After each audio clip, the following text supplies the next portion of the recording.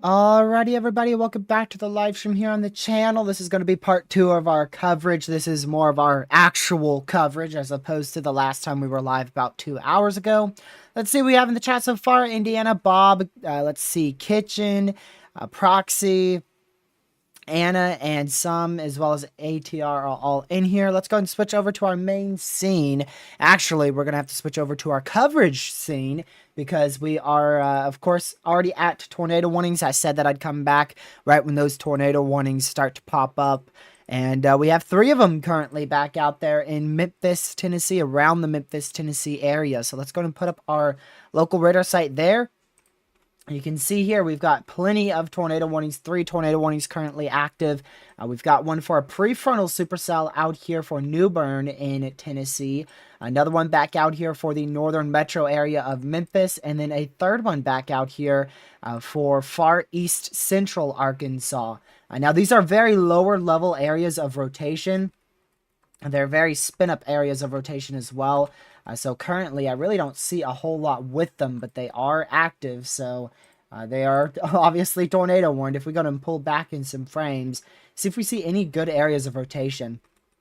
Really, it's just for any spin-up tornadoes that might be able to form out of this line. I really honestly do not see a whole lot here on these southwestern ones. On this one, I do see more of an area of rotation, but in my opinion, that did seem like corruption when I looked at it a while ago. From my phone, and I'm still a little bit more lenient on that being more of corruption. So either way, we do have 3 tornado warnings all in effect, 2 here for the next 32 minutes, 1 out here in east central Arkansas for the next 17 minutes. We've got some severe thunderstorm warnings starting to spark up out here in portions of northwestern Louisiana. These are primarily for the potential of spin-up tornadoes. If we look at our velocity, we've had quite a large area of areas of rotation here. We actually had as many as 5 starting to spin up over the last hour. We had multiple areas. You can see this was about 30 minutes ago. We had even more regions of rotation trying to spin up on this line. None of them seem to have been worth a tornado warning. So the National Weather Service hasn't issued any, but they have been issuing tour possible severes for all of these storms. You can see every last severe down here is for a tornado possible. The Storm Prediction Center did go ahead and issue a mesoscale discussion, a special mesoscale discussion out here in northeastern Louisiana for the potential of tornadoes because of these prefrontal supercells that have actually started well ahead of our main line of severe weather. So they've gone ahead and highlighted this, saying there is some concern for prefrontal supercell development. Let's see. We will continue to monitor for a possible tornado watch immediately downstream into portions of Mississippi. Over the last hour or so, prefrontal convection has been noted across portions of northeastern Louisiana and has continued to increase, specifically into the Rapids and Cadwell Parish area. This activity is not too organized at this time. However, these storms will continue to head into a strongly sheared environment immediately ahead of this frontal convection, and if so, the tornado threat may increase accordingly. So they are a little worried for the potential of tornadoes with these storms because of that prefrontal convection that has formed, and as well as the highly sheared environment out in front of them, especially into northeastern Louisiana and west central Mississippi. And if they do get outside of that tornado watch, the SPC will go ahead and issue a new tornado watch for that threat. I don't think we have many radar sites out in that area. I'm pretty sure that's our radar hole. Yeah, that is indeed our radar hole. So that's actually one of the more infamous radar holes out here in Dixie Alley. We've seen a lot of supercells that have gone through that radar hole and then gone on to produce tornadoes northwest of Jackson, Mississippi. So we'll need to keep a very close eye on those and see how they progress over the next couple hours. See if they may become a big concern or if they will all stay clustered and end up not being that much of a concern for strong tornadoes or even just tornadoes as a whole. Welcome, Ben. Welcome back, Indiana Rockets as well. Legacy, Sam, Sebastian, Isabel. Glad to see you guys all in here. I do want to quickly go fix something. Let me just quickly fix this, and then I will put my camera back on. Like I said, we do have some tornado warnings, so we're going to go ahead and go back up to southwestern Tennessee. I really don't see a lot with these, to be honest with you. Definitely be seeking shelter if you are inside these tornado warnings. Obviously, you need to be seeking shelter there, but I personally don't see a whole lot of notable rotation anywhere inside of those tornado warnings or even outside of the tornado warnings. I really don't see a whole lot of rotation there, but we'll continue to monitor it. Just in case, but they're very, very broad areas, if not barely even rotating. I think the more imminent tornado concern, even though they're not tornado warned, would probably be these out here into western Louisiana. We've got a few semi-discrete cells. They're definitely not discrete, but they are semi-discrete, and they're trying to rotate. I don't believe they have enough wind shear to be able to fully get that tornado threat going. But they've been trying to rotate for the last about hour or so out here in southwestern Louisiana. Maybe even longer than that. On the tornado warning. Let me see. Where did you say? Dyersburg. Oh. Well, I guess not. Retracted message. Oh, this one up here, I bet. Was somebody mistaken hail core for a correlation coefficient? Or was it clear air?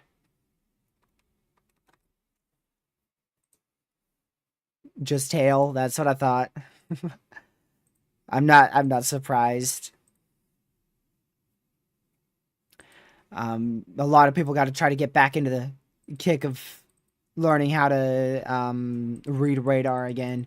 You know, it's not often in second season that we use our analysis for severe weather, so it's like once every month you get a good event that you're able to really do an analysis on. So, like I said, 3 tornado warnings. Make sure you're in your safe spot for all of them. I'm sure we've got a camera out here. Let's see. I know we got cameras in Memphis. Ain't no way we don't.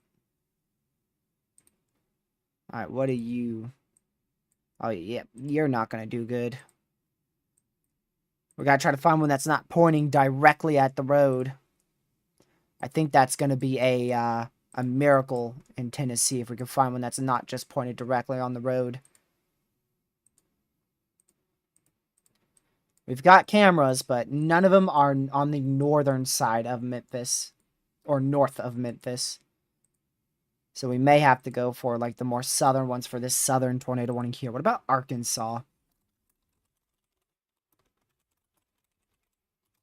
See if we got any cameras there. All right, there's that tornado warning. Let's see if we got any traffic cameras in it. We have a camera just barely to the north.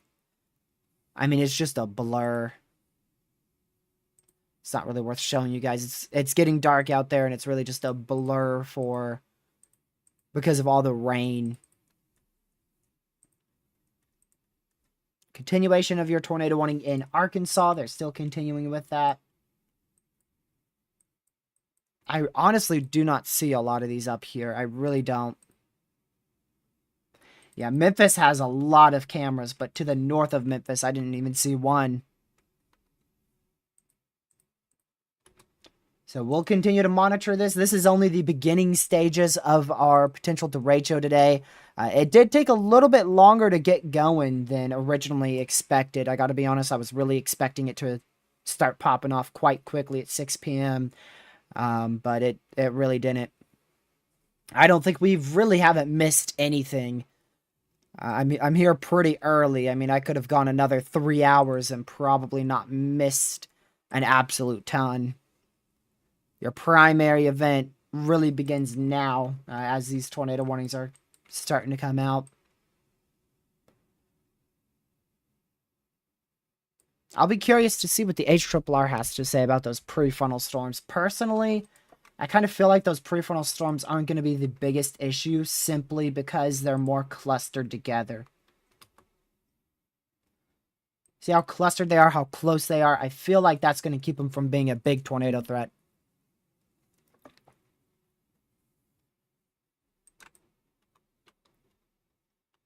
We'll see, though. I mean, all these further south are clustered as well. These two are not so much clustered, so that's why they have two possible severes.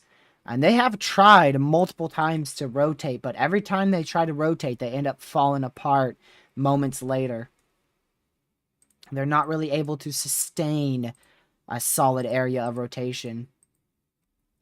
They're kind of off and on with rotation, so we'll definitely keep an eye on them. Wouldn't be shocked if at any point we get tornado warnings here in Louisiana. It would not surprise me whatsoever. I'm really going to just keep also a close eye on these to see if I can find any area of rotation, because honestly, personally, what I see here is I just see a lot of lightning and very, very heavy rain. These storms didn't intensify nearly as quick as I expected. I will definitely admit that. I was definitely dead wrong with how quick these would intensify. It looks like it's going to be a little bit later for that greatest threat for damaging winds, which means it's probably going to end up being closer to where the National Weather Service and Storm Prediction Center has their 45% at. I still believe we are in for a very significant day for severe weather, especially in the overnight hours. We're probably at one point tonight, West Central Muhlenberg County in South Central Kentucky, Southeastern Hopkins County in Northwestern Kentucky, Hopkins and Muhlenberg County in Kentucky. Are my eyes deceiving me? What? I did not expect that. I was thinking Louisiana for that one. What now? That is a tornado warning in Kentucky. Very interesting. That was not on my bingo card for today. At least not right now. I had that towards like 11 p.m. tonight, but not at 7 p.m. I did not expect to see a tornado warning up here. So Greenfield, Kentucky, under a tornado warning right now. That is in a marginal risk, a level 2, or not even a level 2, a level 1.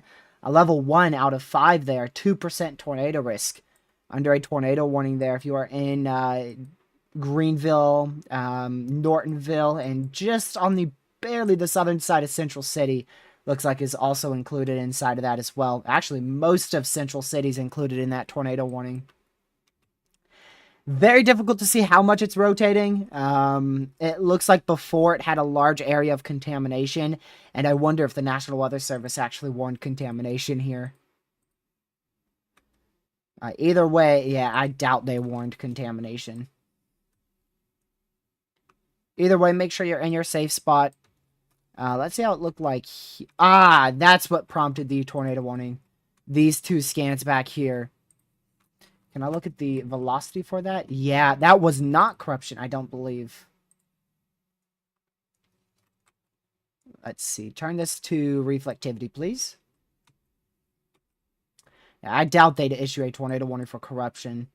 Yeah, that is definitely what warranted your tornado warning. Decently tight area of rotation right there. I know you can barely see the reflectivity, but that's what warranted your tornado warning here. Looks like it was there for about 1 to 2 scans, and then it disappeared, and the National Weather Service just simply didn't even hesitate for a second on warning it. But yeah, still could produce a brief spin-up tornado right here north of Nortonville. I wouldn't fully rule it out. That is why it's tornado warned, so make sure you're in your safe spot. That's in Kentucky. Like I said, really didn't expect to see that this early on. This one's about to be embedded inside of all this crazy rain here. Very heavy rain and some lightning, so don't expect that to be tornadic for too much longer out there in New Bern. It will have a chance to produce a tornado over the next 20 minutes or so, but it should die out relatively quickly.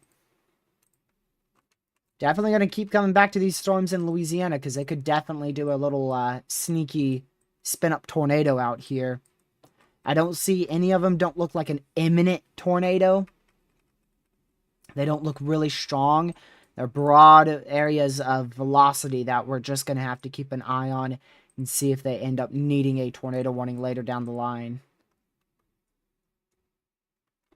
Going to our analysis radar for Memphis. I just don't see anything.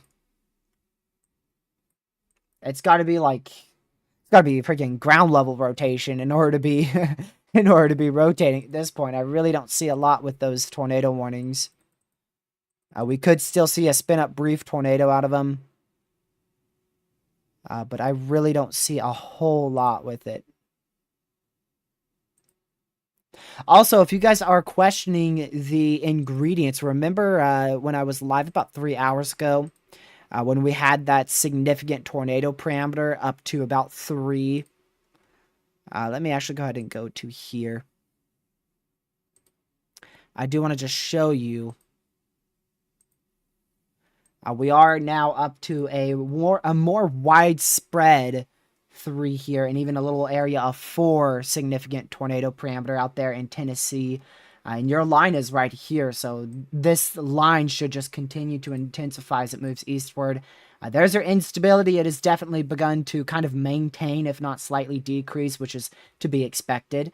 Looking at your wind shear, we already know that's not going to be an issue. Looking at your lower levels, we finally got that large area of 200 plus lower level wind shear that we were thinking was going to happen today. So that's not going to be an issue anymore. Supercell composite up to an 8 still out there in Tennessee. So overall, we are still definitely looking at a very substantial spin-up tornado threat. Isolated, strong spin-up tornado. Definitely a very, very real possibility today, especially after the...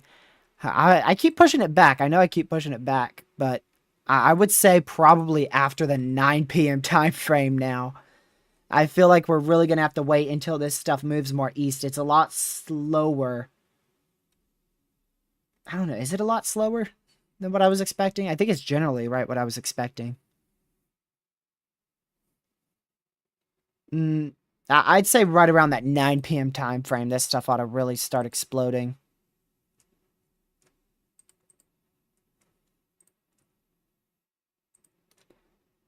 We'll see. It's going to explode. It is a matter of time. It's just a ticking timer over here for an explosion of intense thunderstorms. It's only a matter of time. However, the longer it takes, the lesser chance we have for a derecho. Say it explodes out here in eastern... Ooh. Where'd you come from? Say it explodes out here in like eastern Mississippi, right? So if it explodes in eastern Mississippi at 10 p.m. and then it stays severe all the way to like Birmingham or so, once you get into those overnight hours, I mean, that's about 200 miles there in between Birmingham and Montgomery. So the longer it takes to explode in a line of severe storms, the lesser chance we'll have of this actually becoming a derecho.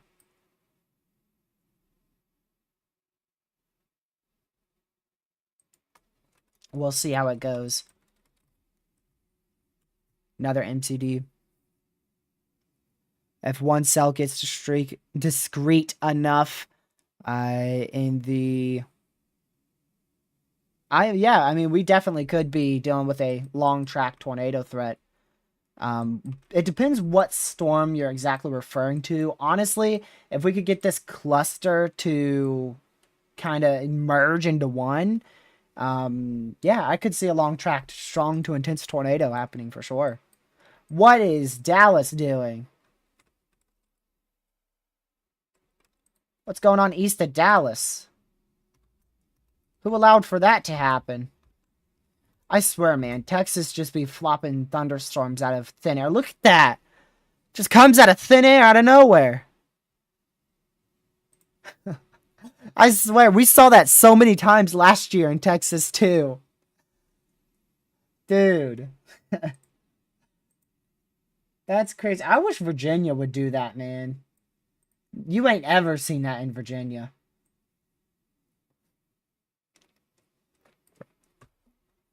That's crazy. No, but definitely a long track strong tornado threat. If we're gonna see a long track strong tour today, it's probably gonna come from one of these messy clusters. Not that. One of these messy clusters out here. Or maybe if somehow we are extremely unfortunate and manage to get one of these little cells out here to get going.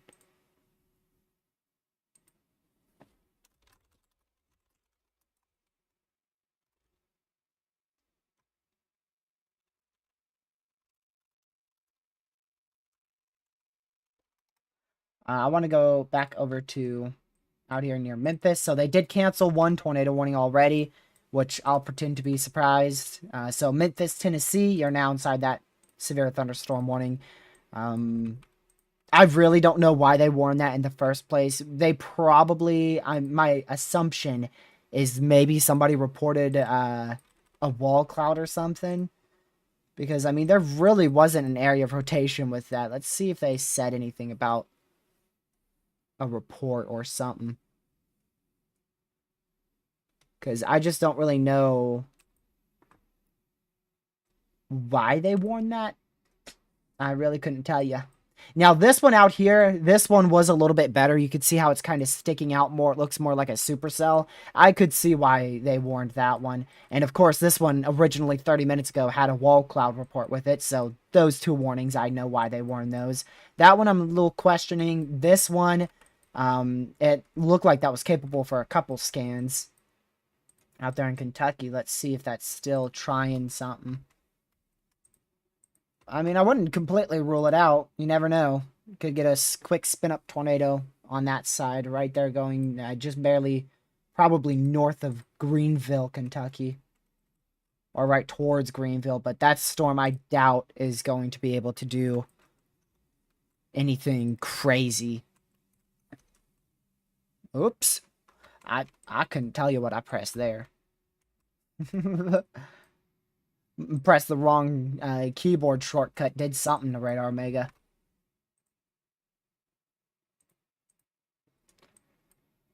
I just think that this is going to be a crazy windbag in the overnight hours. That's really what I feel like this threat's going to be. That's what I've been expecting. I'm expecting a crazy overnight windbag tonight. Tornado threat, I'm sure we'll end up with a quite widespread tornado threat where we end up with probably 5, 6 tornado warnings at the same time, but I'm unsure if we'll actually have a good, strong tornado threat embedded inside the line.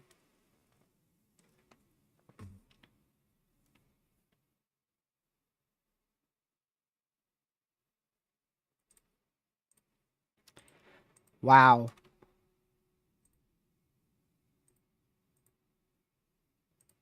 A little off topic, I know, but my snowstorm keeps uptrending. We could actually be looking at possibly the biggest snowstorm that we've seen in the Carolinas, specifically North Carolina, as well as far southern Virginia, in 7 or 8 years. We'll see how other models trend, but right now it looks like models are getting in agreement that we could get up to a foot of snow over much of a large portion of North Carolina and Virginia. Look at that. Look at that widespread foot. A widespread area getting feet of snow, even isolated up to 2 feet in higher elevations. And then look at that 1 to 4 all the way really far south here. I mean, you're looking at all the way into like Fayetteville area for that, and Charlotte up to 8 inches of snow there. So we could be looking at one of the craziest and strongest snowstorms we've seen in North Carolina, Virginia, and northwestern South Carolina in a very, very long time. Especially in this area. This area doesn't get any... We don't typically get any major snowstorms in a winter season. Normally, we end up with like a little clipper here and there that ends up delivering 1 to 3 inches of snow, but a good snowstorm like this would be, like I said, once in a 7-year, 8-year event. Which would be absolutely insane. If that happens, my winter storm outlook, shoot, I might as well just delete the video. Because I called for extremely below average snowfall in my area. And then all of a sudden, the 1 year I called for below average, it's like, boom! Everything goes crazy. I've gotten like 8 inches of snow over the course of this season already, that's already an average season, if not above average for my area.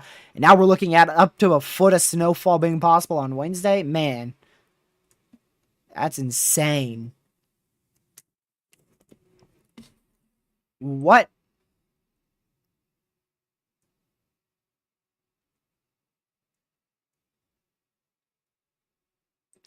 Is that a violent tornado parameter? What did I just see on Twitter? That is. Look at this. Look at this. Look at violent tornado parameter, which has to be one of the more dumber things I've heard of in my life. But there you go. 4 violent tornado parameter. I really don't use this product like at all. I don't really get what its use is, because that's very misleading. You know, if I went on Twitter and I posted violent tornado parameter at 4 over Mississippi, you're going to think there's some near historic tornado outbreak happening, right? I've just not been one to use this.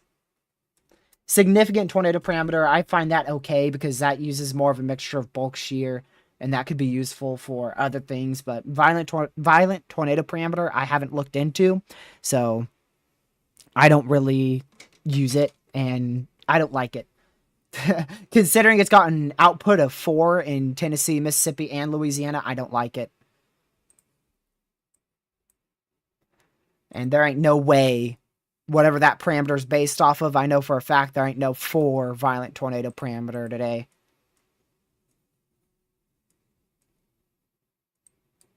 Yeah, it just kind of feels bad, doesn't it, Ben? I don't feel like it would be useful. Like, that's ridiculous. You're telling me we got a parameter for EF4 plus tornadoes? Like, dude.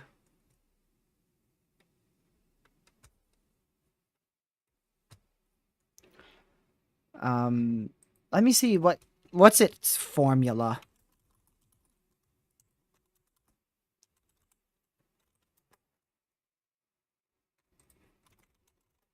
Let's see.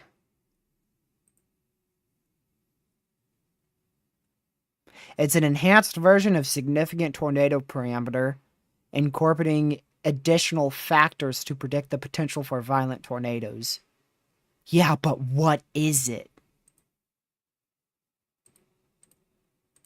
Violent tornado parameter. These parameters are combined into an effective layer of significant tornado parameter, creating the violent tornado parameter known as VTP. Additional information.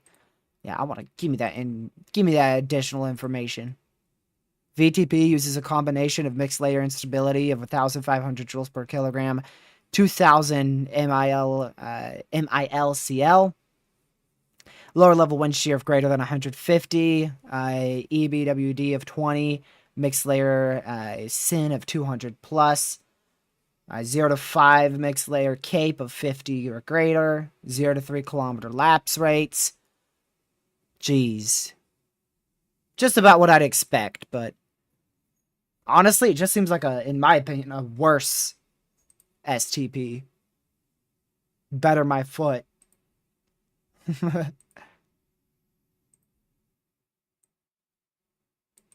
Let me look at the additional information here as well.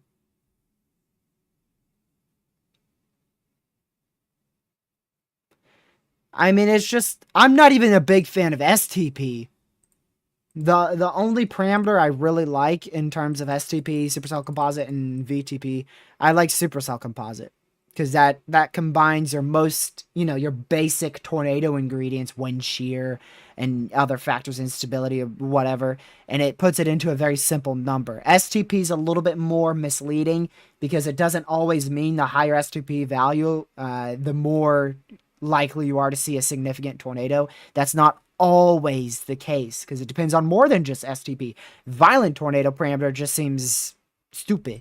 It really does to me. But hey, who knows? Maybe it's one of the best products in the world and I've been missing out. We are left with only one tornado warning right now, and it's for that tornado in that potential tornado out there in Kentucky. Remember, a tornado warning means a tornado is imminent or possibly even on the ground, so please be seeking shelter if you're in Greenville, Central City, Kentucky. I don't think we've had any actual reports or any CC drop on this, so I doubt we've actually had a tornado drop down. But just always remember, tornado warning means the tornado is imminent or possibly even on the ground. If it wasn't for Kentucky, we'd be back down to normal severe limits here. Is that... I think that's for this cell here. Yeah. A new area of rotation trying to form west of Jonesboro, central Louisiana. Almost at Arkansas. I don't know what this cell looks like because it's in the little radar hole there.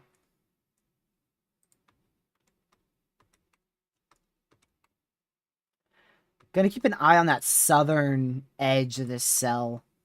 The southern edge of this cluster. We're going to keep an eye on that southern side because that's going to be the best chance for a tornado out of that cluster. We've got a very broad but notable tornado, or rather, velocity signature here. Almost called it a tornado signature. That is not a tornado signature. It's just a broad signature of velocity. So we'll keep an eye on that. And see what happens. There's a very high chance, I'm pretty confident, that's just going to end up dying out like all the other areas of rotation.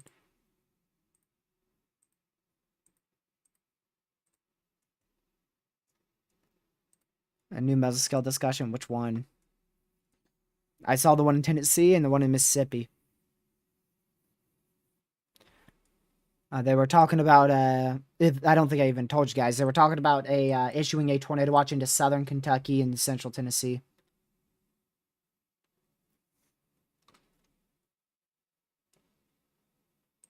Hey, I recognize that name, Sam. I'm expected to see a good area of rotation if you're pointing out a storm.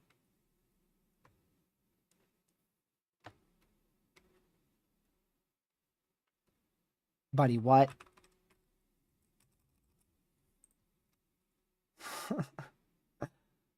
KPOE?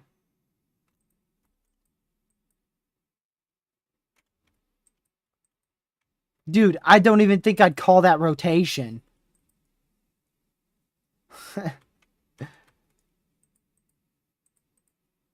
I highly doubt that's even rotating.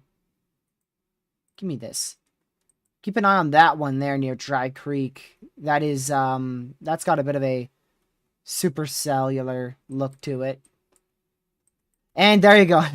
Look at that. That area of rotation is already gone. Just like I told you. It just seems like these storms aren't able to sustain areas of rotation. They form them, they try to do something, and they die. That's what they do.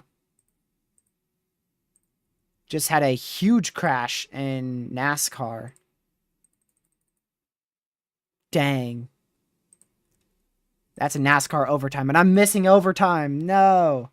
That's going to be a A+ finish right there. Let's hope we get that in tomorrow's race.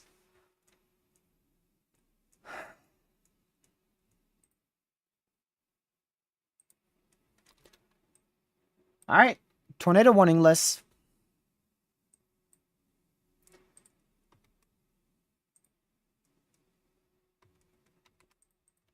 Yeah, that's also died out. All these little areas are they're just dying out. Here's another one.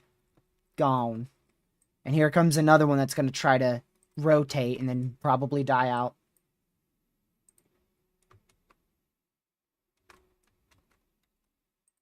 Oh.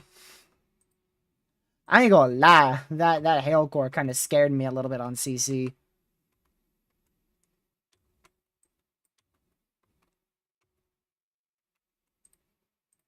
No thanks, Isabel. I'd be perfectly fine if we didn't see another area of rotation tonight.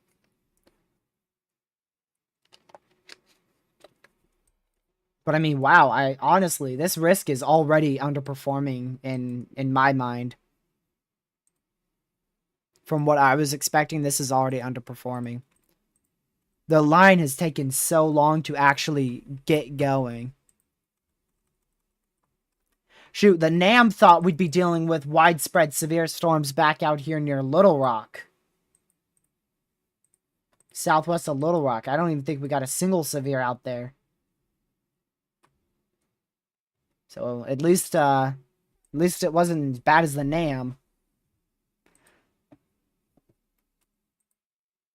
But I was really thinking, I mean, I guess it trended messy, but that really shouldn't matter a bunch.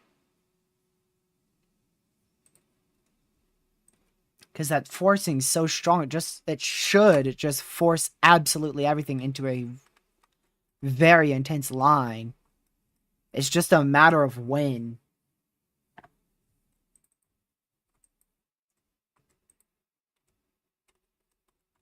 New SPC outlook in 28 minutes, and I extremely doubt they will be upgrading to moderate. It would be one of the wildest upgrades if they pulled a moderate risk trigger at 8 p.m., considering what we're looking at now with overall just a messy line. I'm very confident it will organize eventually, but the question is when.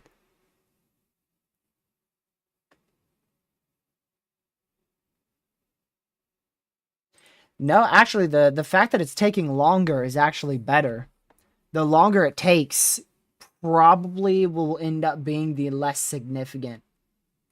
I can't say that for certain, but I mean, we're already starting to move through our very favorable environment that was in place over southeastern Arkansas, and look what happened here.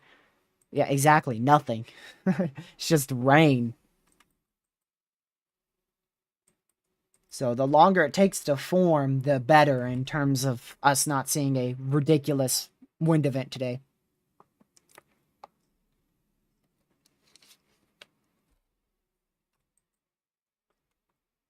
But like I said, I have a pretty good feeling. It's going to significantly increase. It could still be moderate caliber, but I just don't have enough confidence on that line forming. Which was always a bit of I was always a little bit skeptical of that to begin with.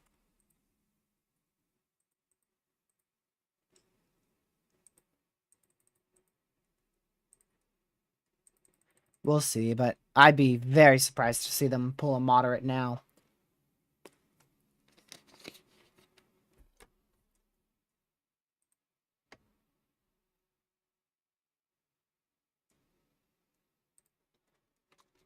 I mean, as we go into the overnight hours, we're going to lose more and more ingredients. So if that line doesn't become well established soon, it may not become well established.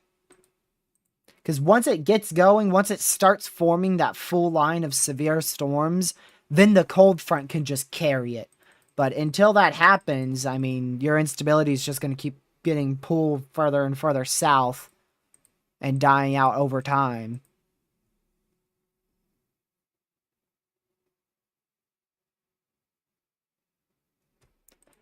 I mean, if they go moderate, there ain't no way it'd be a 15 sig tour.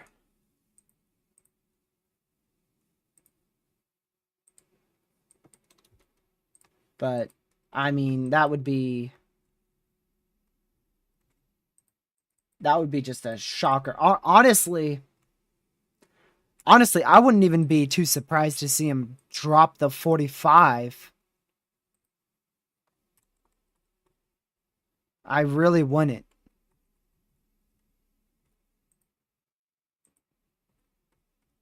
You know what? This is how it's going to go. If they keep that 45%, the event's probably not going to perform to that magnitude. If they drop that 45%, it's probably going to be an overperformer.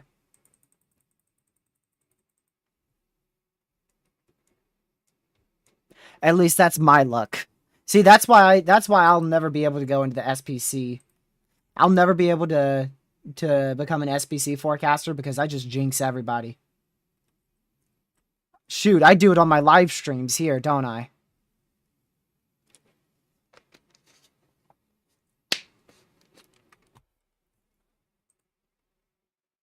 Let's see here.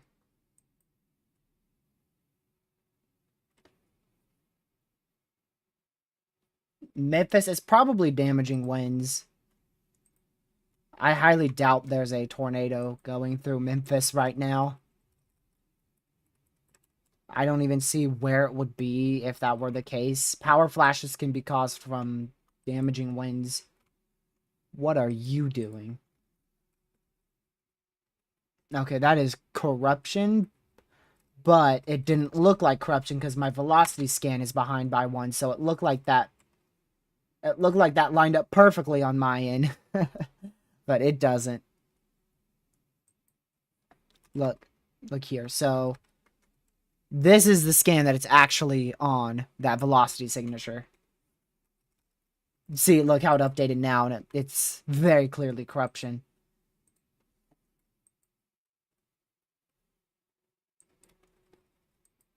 Dang, I can't see with all these flash flood warnings everywhere. I can't see a thing. New tornado watch just got issued for Nashville. That includes Legacy, Murfreesboro, Clarksville, all in Tennessee, and then into Bowling Green, Kentucky, Central City, Kentucky, Camp Bellsville, Kentucky. Few tornadoes possible, 70-mile-per-hour winds possible, ping-pong size tail possible. For just over 3 million people.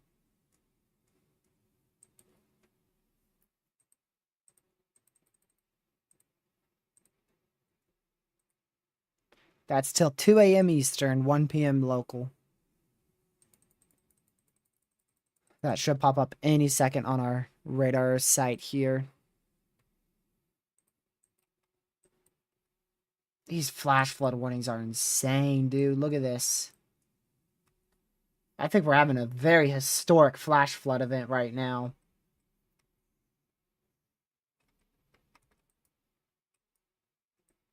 And look at that. That's just crazy. Flash flood warnings from the eastern Appalachians in Virginia all the way into northeastern Arkansas. Oh, geez. Tornado warning for southern Drew County in southeastern Arkansas. Drew County in Arkansas. Got a little heart attack from that beep. You guys didn't hear it because I had it muted. That's a first tornado warning in Arkansas, and it is in a radar hole. But you can see clearly that area of rotation moving up to the northeast, north of Fountain Hill in southeastern Arkansas. Tornado warning for Crockett County in West Tennessee, Southern Gibson County in West Wait, Tennessee, what? East Central Lauderdale County in West Tennessee, Southwestern Carroll County in West Tennessee, North Central Haywood County in West Tennessee, Carroll, Crockett, Gibson, Haywood, and Lauderdale County in Tennessee. No, you could actually go back 3 minutes in the stream, and I legit called that complete corruption, and they just warned it. There is no shot.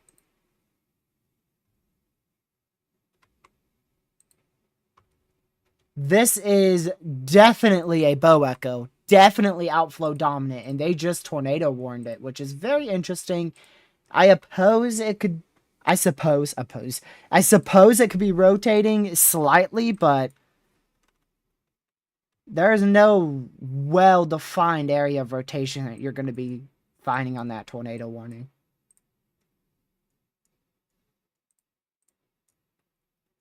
Another little area of rotation up here northwest of Jonesboro, Louisiana.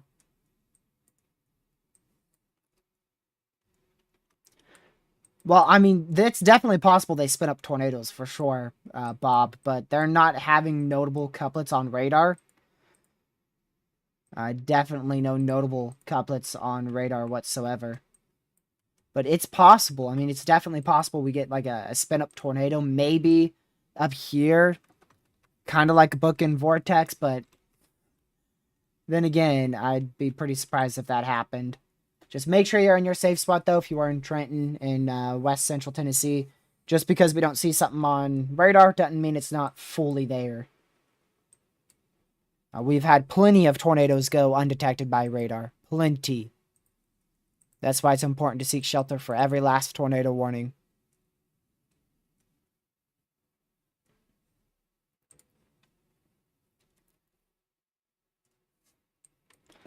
I want to go back to this one. I'd say this one probably has the best near-term tornado threat due to its location. It's relatively on the semi-discrete side of things. So if we're going to get a sustaining couplet out here in Louisiana, it's probably going to end up coming from this one.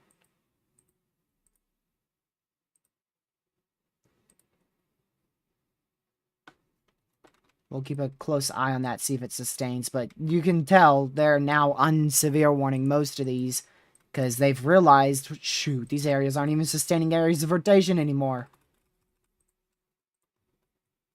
Because they're all linear and clustered. Ooh, not the worst area of rotation down here. Look at that.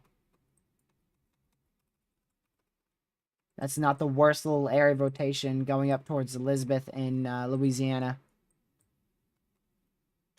And that is semi-discrete, so that could continue to try to rotate.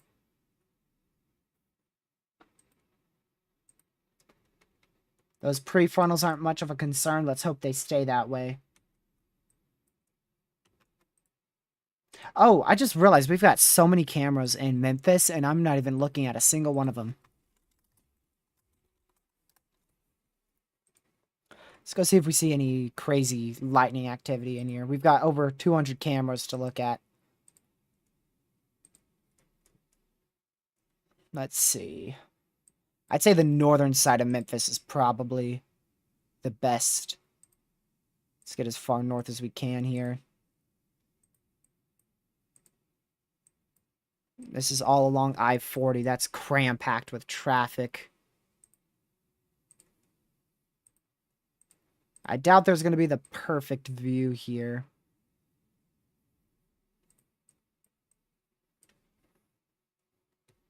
Well, downtown Memphis is about to get hit, so let me just get a camera there. Yeah, there you go. This is downtown Memphis, Tennessee. It looks pretty rough.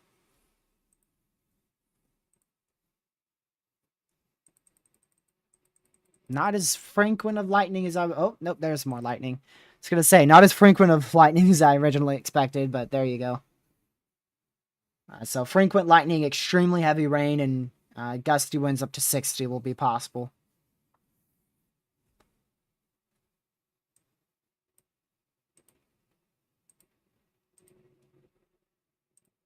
Let's see if we can look at here.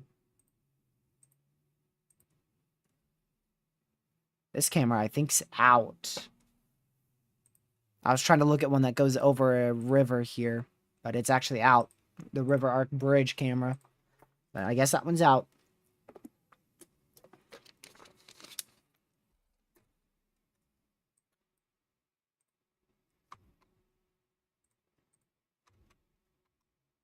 You ain't going to be able to see a single bit of correlation coefficient in that.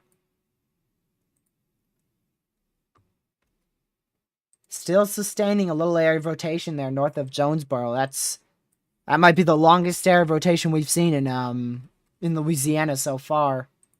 This thing's tracked all the way. Look at this. This has actually survived a long time. West of Pleasant Hill, all the way up till where it just got severe warned there. Still a pretty broad area of rotation here in Elizabeth. Looks like that's maybe getting a cell merge or something. It's very clustered.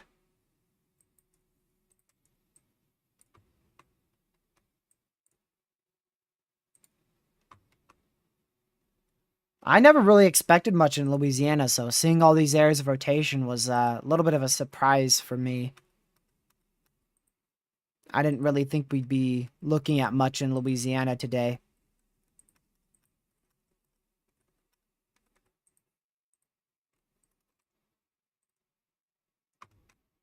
Yeah, it looks like your strongest line is really starting to get established now.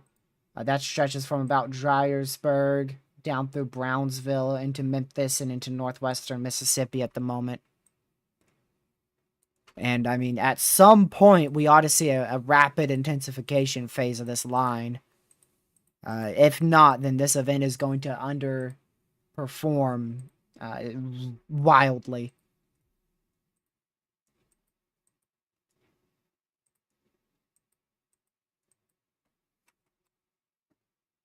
You can see it's trying. It looks a lot better than it did an hour and a half ago, but still can't believe I'm about to say this, but the line itself is messy.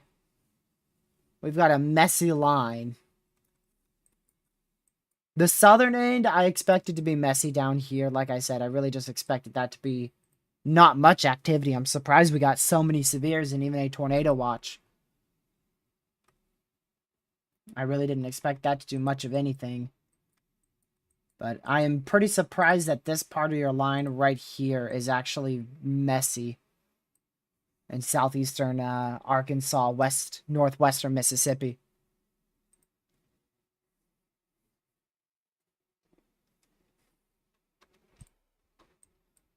We did get a new severe north of Alexandria that is tore possible as well. Yep, you can see that area of rotation there. We'll keep watching that as it moves to the north and east towards Jenna. I swear someone in the chat said that. Who said that? Someone pointed out Jenna a while ago. I don't know who it was. I can't find the text. Someone did, though. They were right, because it's got a Tor Possible Severe on it.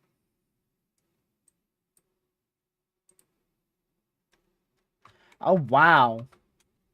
Oh, wow. Yikes. I'm feeling like that's probably some sort of contamination there. Probably not. Not when you've got two radar sites showing it. That is probably an area of very strong rotation that could easily drop a tornado at any moment. Alright, well, I'm going to move this radar site. I really don't even want to move my GR2s. I'm going to keep them there. We're just going to use Radar Omega for this one. A very strong area of rotation. I highly doubt that's corruption.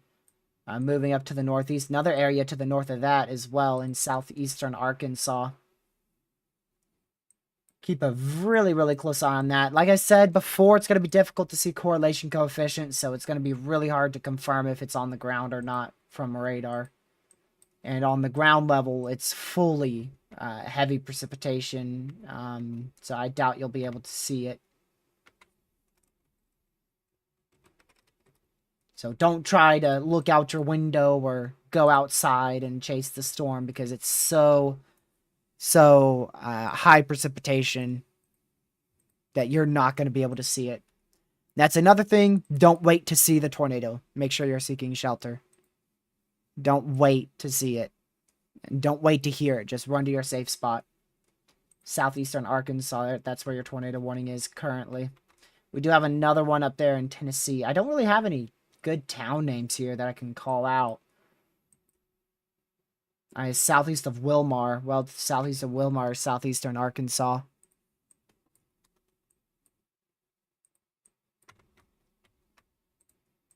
I'm a little curious if they actually warned corruption on this. Because it's not often that you see a tornado warning on a complete bow echo here.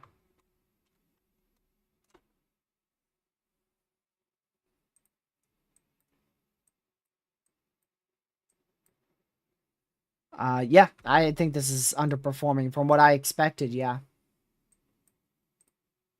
Well, we'll see how it looks like in 2 hours when it really should get intense, per se. But if it's not a well-established line by 9-10 p.m. Eastern, I'm not even gonna bother staying up for it.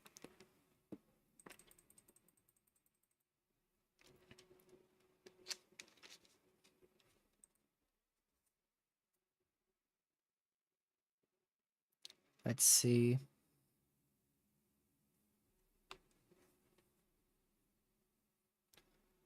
See if that updated. Like I said, going to be impossible to see if it's on the ground, so just take note of that. Any CC you see in here is probably complete and utter contamination.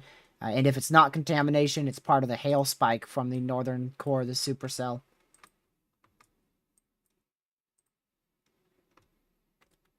Our best opportunity to be seeing CC would be from the Jackson, Mississippi radar site. However, it would have to be a very strong tornado for us to see that. Because we're looking, oh my word, we're looking 13,000 feet up. I highly doubt you'll even see correlation coefficient from a storm, from this storm, that high up. Even if it was producing a strong tornado, I highly doubt you'll be able to see it from that far. So just make sure you're in your safe spot. It's going to be way too difficult to see if that's on the ground from a radar standpoint.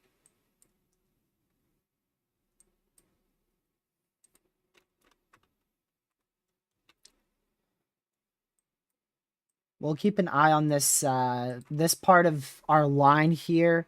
If we were to see QLCS spin up tornadoes embedded in the line, this would be the more near-term tornado threat for that. It is Tor possible after all.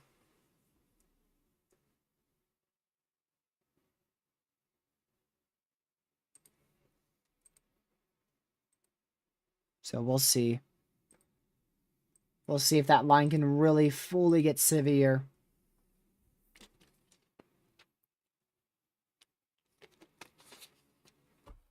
I don't even know about the wind damage here, Ben, honestly.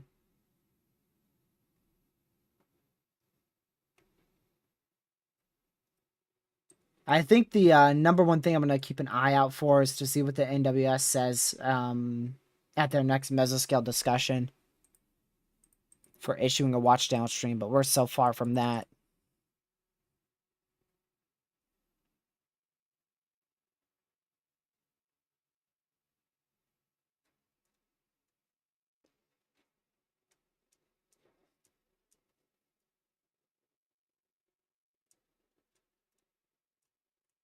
Man. Yeah, actually, Pez just saw that on Twitter. If that's where you saw it from.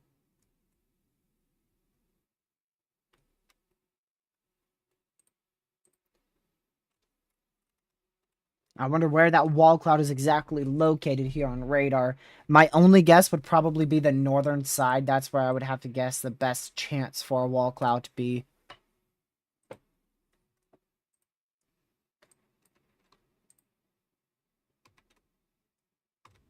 Still strong area rotation out here in Arkansas, but our radar hasn't really updated in forever. Here's that newest scan. It's just really a blob of rotation. I say a blob because we can't see it from this far. The Jackson radar site is not good. This one, it looks more organized. But from Jackson's, it looks very disorganized. Need an update. Oh, yeah, we have a big dry air issue. Huge dry air issue for prefrontal cells. That's why we never really expected to see many prefrontal supercells tonight.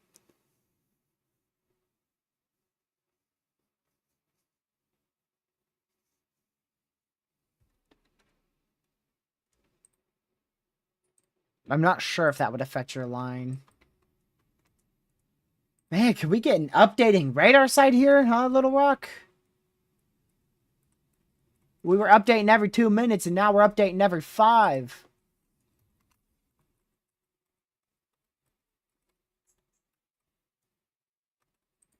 Geesh, maybe it's just the Radar Omega. It wouldn't even surprise me with how buggy it's always been. See if GR2's got a new scan. It's a good point.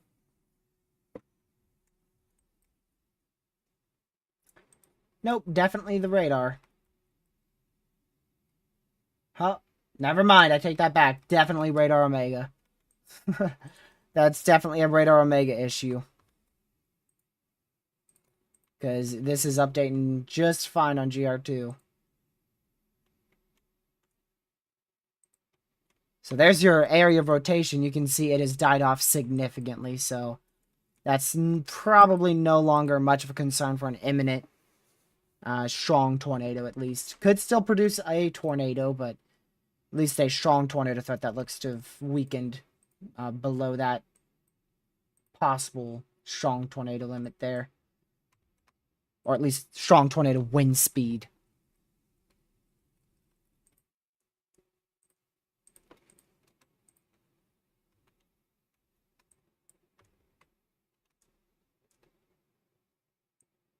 Well, still have that tornado warning in our radar dead zone for 18 more minutes, and then this one going into a radar dead zone for 33 more minutes.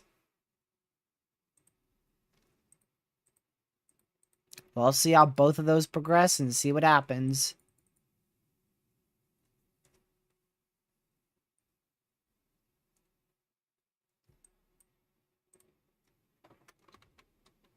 That's probably your best opportunity at a long-tracked, intense tornado. Right there. Now right there. Right at the I-20 corridor. That's probably your best chance for a strong tornado. That's moving up to the northeast like this. Maybe a little bit more north like that, but generally somewhere in between there. So we'll watch that very closely. It is clustered, however, it's on the southern side. These cell mergers will probably help it a bit. And with the highly sheared environment it's in that the Storm Prediction Center discussed in this special mesoscale discussion here, it would not surprise me if that's going to end up doing something later on.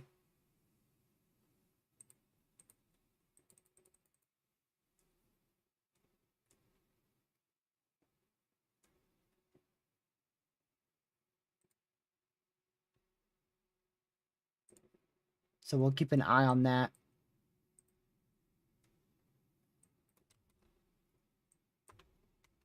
Yeah, if you do have a wall cloud on this, which apparently we do from a chaser report, it's probably going to be on that northern side, which it's hard to tell how much of that is corruption, but at least the general area of rotation is definitely now more present with that storm, barely to the west of Trenton and western Tennessee.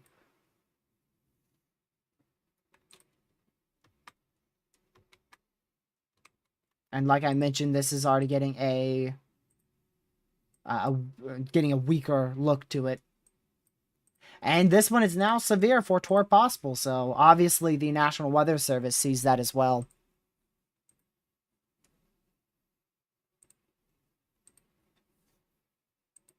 Obviously, the NWS sees that as well. Well, if I'm not mistaken, that's the new outlook there. Yeah, that's definitely the new outlook, and they have maintained that 45% wind over east central Mississippi, southwestern Alabama. Still maintain that large 10 sig tour as well. Oh, actually, I believe only the bottom now is sig. They've removed the entire significant risk north of Greenville in Mississippi. Still 5% hail. So there you go. Actually, two quite big changes there to the outlook.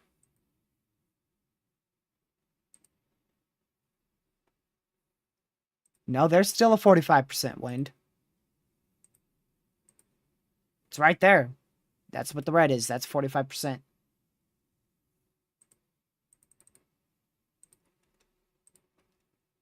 I feel like that enhanced risk is bigger, but I don't know which way. I feel like it's more, it is definitely more into Alabama, right? I'm not crazy. That is a huge, that is a huge enhanced risk. That is a big enhanced risk, y'all. That is a huge enhanced risk to not have a moderate. And oh my goodness. Hold on.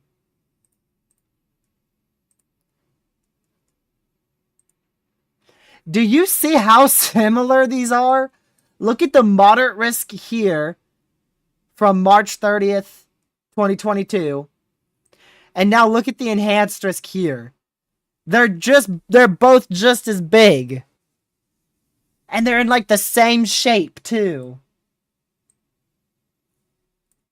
That is a huge enhanced risk. That is a huge enhanced risk, man. That thing is absolutely giant. Yeah, it's way more into Alabama. Northeastern Alabama. It's way more into Alabama. Way more into Tennessee as well.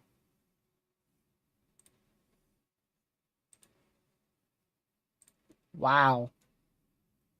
Oh.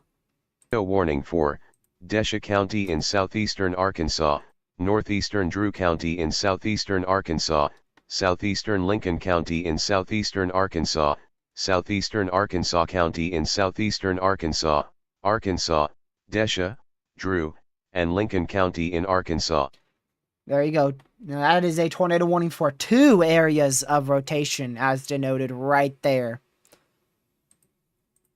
2 areas of rotation, and here comes another tornado warning for southern Weakley County in West Tennessee, central Gibson County in West Tennessee, northern Benton County in West Tennessee, northern Carroll County in West Tennessee, Henry County in West Tennessee, Benton, Carroll, Gibson, Henry, and Weakley County in Tennessee.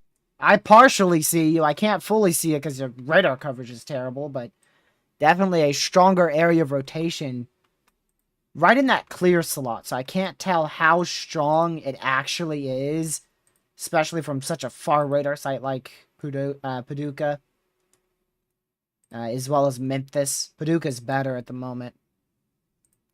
Just to show you this again, we do have 2 areas of rotation now right here. Southeastern Arkansas. Anything new in Louisiana? Still very broad there over Virginia. Still pretty broad east of Ruston. Looks like it's trying to get its act together. And here comes another tornado warning for southeastern East Carroll Parish in northeastern Louisiana, northwestern Madison Parish in northeastern there Louisiana. It is. Northwestern Issaquena County in west central Mississippi, southern Sharkey County in west central Mississippi, East Carroll and Madison County in Louisiana, Issaquena, and Sharkey County in Mississippi. Dang. That's all I gotta say. That's crazy. Sam saw it. Sam saw it. You only had a second to see it because Nightbot got him for the dot. Nightbot got him for all the dots. But that is definitely an area of rotation that we're going to need to keep a very, very close eye on. Make sure you're in your safe spot. And here comes another one. Tornado warning for northeastern Weakley Jeez. County in West Isabel, Tennessee, what did you do? northwestern Henry County in West Tennessee, Henry, and Weakley County in Tennessee. That's another one up here in Tennessee.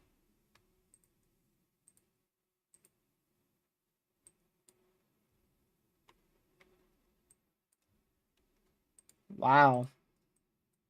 The one I'm most worried about is definitely the middle one. Right here. North of Trenton, or around Trenton, moving to the northeast. We are up to 6 tornado warnings now. 6 tornado warnings. And 6 severe warnings. I don't know where any of those severes are. I guess most of them are actually down here. 2 in Louisiana and 1 in Greenville. That's 1, 2, 3. This is 4. There's 5 sneaking in right there. Where's 6? I don't know where 6 is. I can't see him. Oh, he's right there. There he is. That's 6. It's the one that just got tornado warned. Yeah, wouldn't be too surprised if that ends up getting warned going into Greenville, moving up north towards Ruleville and Cleveland, in southwestern, or rather northwestern Mississippi. But we're going to probably pay the closest attention to this one here, moving up northeast towards Rolling Fork in west central Mississippi, as well as this one right here in... Wow, that's getting really strong. Just barely to the southwest of Greenfield. It's very difficult to tell how strong that area of rotation is. I can't tell you if it's actually that intense or not because it's in a very difficult radar hole. So just be careful when reading those velocities because I'm sure they're being overdone by the radar site.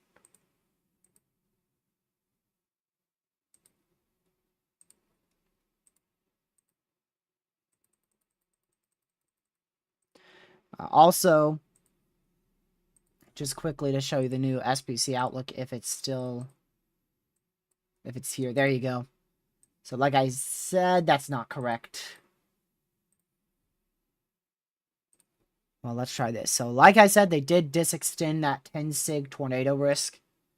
You can see it's now specifically on the southern side of our tornado threat here. So it's over northeastern Louisiana, most of southern Mississippi into central Mississippi, southwestern Alabama, even into northwestern Florida as well, and extreme southeastern Arkansas. That wind threat, they've still maintained a decent-sized 45% wind risk, and then the hail threat, they've kept that at a large 5%.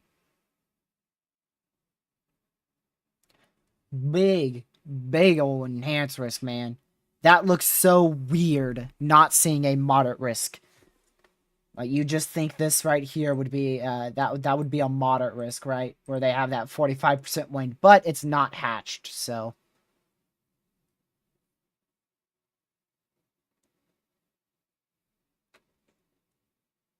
But there you go. Huge enhanced risk there. And look at the population, over 10 million. Over 10 million people in the enhanced risk now. That is like the whole state of Mississippi and very close to the whole state of Alabama and half the state of Louisiana and just a small portion of Arkansas inside that enhanced risk. Also far western panhandle of Florida and western Tennessee. I don't know why that's up in northeastern New Mexico. I'm sure it's there for a reason. I'd have to go look. I would bet there's a low pressure in that area. Yeah, there is.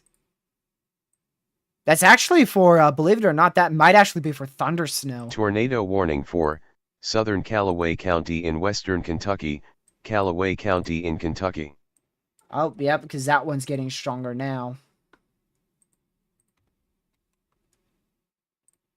Now we are up to 7 tornado warnings. That may be the most we get tonight. Depending on how this tornado threat materializes. I mean, we've got 4 up here in Tennessee, in far southwest Kentucky, and then we've got 2 in Arkansas, 1 in northeastern Louisiana. I have a good feeling this one in northeastern Louisiana is going to have a cell merge, and that hopefully will destroy it and prevent it from producing a tornado. We'll see how that cell merge goes. And then, of course, we have our broad area of rotation going into Greenville in Mississippi toward possible severe there. And then we have our twin areas of rotation, which both look to be relatively on the weaker side now, out here in southeastern Arkansas. I'll go back up here to the Paducah radar site. It's really difficult to see what this storm is doing. Both of these look like complete contamination to me. It's very, very difficult to see what's happening here, going towards Bradford in northwestern Tennessee.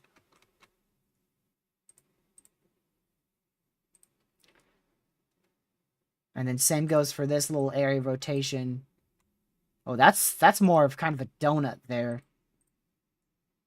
Going into, that's going to be south of Moray, Kentucky. That is suspicious. It's definitely not something that I'm confident in, but I am going to take my analysis radar site up there right now. See how the next scan progresses on that.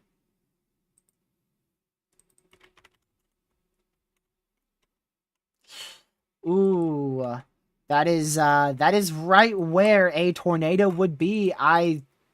It's hard to tell. We got ZDR there, or that's very difficult to tell. We're looking too high up to tell. I believe we're looking too high up to tell. I'm not confident in calling that a tornado. Unless the National Weather Service confirms that. But that's definitely a potential debris signature right there. It doesn't have to be a tornado. It could very easily be corruption. We're going to give it another scan, see if it gets any bigger. It's also not even denoted on this radar site from Paducah, so I'm definitely not confident in it being a tornado, but it is a possible CC drop.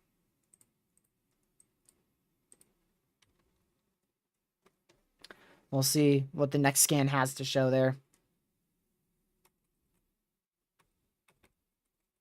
So you can see it was right here, moved up to the northeast, and now it's up here. So that did move like a tornado would on radar. But it could easily be corruption from the donut, the overall clear air and donut structure of this storm. There's your new velocity scan. We'll wait for your new CC. Keep an eye on those tornado warnings because they could go confirmed at any second. See if the NWS confirms that at all. I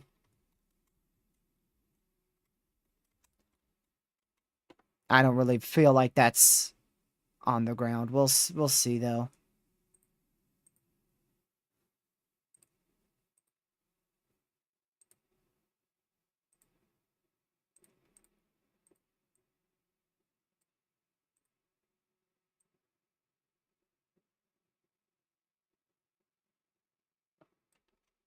Okay. Yeah, that's not notable enough for me to really say it's on the ground. Unless the National Weather Service confirms it. Definitely a suspicious drop, but it's not denoted on this radar anywhere. Regardless, that's going to have a good opportunity to produce a tornado if it hasn't already. Regardless of if that's a CC or not, it's going to have another opportunity to produce a tornado if it didn't just right there. Yeah, so looks like that cell merge, it is trying to impact the southwest side of the storm, but even without the cell merge, the area of rotation here is really falling apart. Again, that's going to head up towards Rolling Fork and Cary in west central Mississippi, but that area of rotation looks very weak. Still wouldn't be surprised to get a tornado warning out here in Greenville, Mississippi. I got a little miniature supercell trying to rotate there. It is also about to get a cell merge. And then we did drop, National Weather Service did drop both tornado warnings in southeastern Arkansas. So we're back down to 5.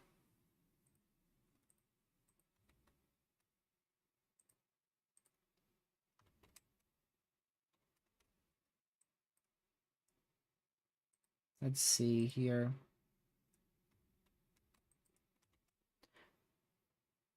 Which cell has SIG potential?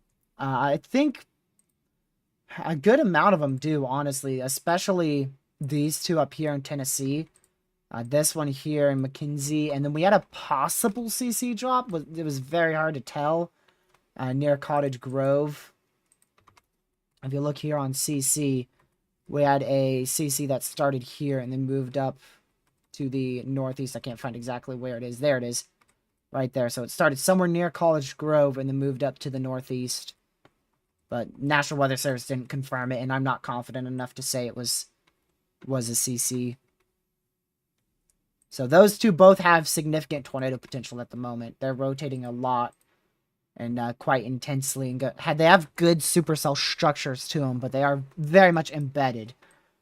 And then if we go back down here to Mississippi, the one in Greenville looks like it's trying to get a strong area of rotation. However, it's about to get a cell merge to the south that might destroy it.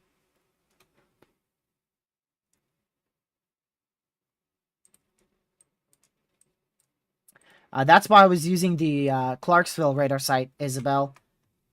You would have a lesser chance of a hail spike, but still, if you look at your radar beam, that's where we had the possible debris signature right there. And your radar, really the only thing it had to scan through was this area of probably not hail, most likely more of heavier rain.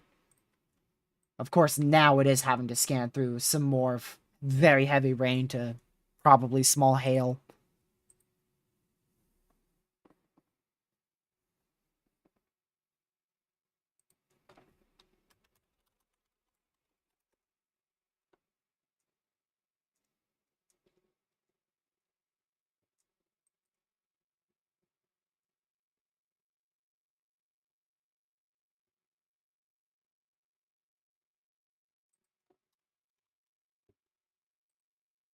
Let's see if we've got any extra areas out here in central Louisiana.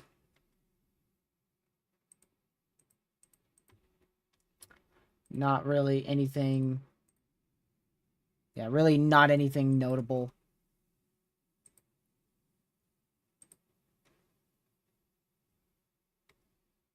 Again, I'll still watch that one in Greenville.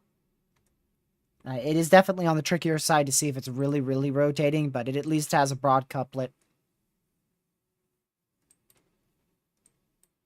It's too difficult for me to say, Isabel. I mean, it may be, it may not be. We'll just see. I'm not sure if they're going to even survey that area, though. I don't know what the National Weather Service based survey crews off of. Do they base it off of, like, tornado warnings, or does it have to be a notable CC drop or even radar confirmed for them to survey? I don't know what criteria it has to meet at all. But like I said, regardless, I mean, this is going to try again right now over the next couple minutes, from now to the next couple minutes here, to produce a tornado as it moves up towards New Concord in southwestern Kentucky.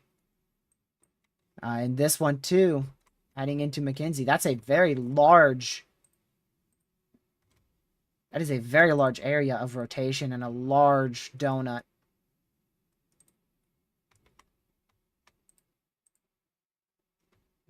Difficult to see how much of that is corruption. Once again, we're in a radar hole here. We're in a radar hole.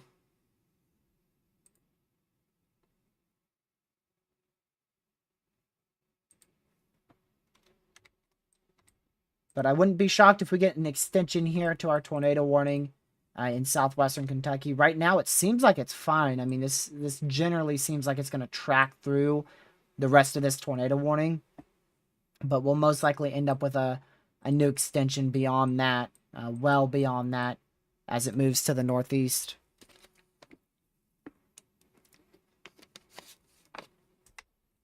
I don't think hail's overperformed. 1.75, that's what was to be expected. We expected widespread small hail with isolated large hail up to 1.75 inch in diameter.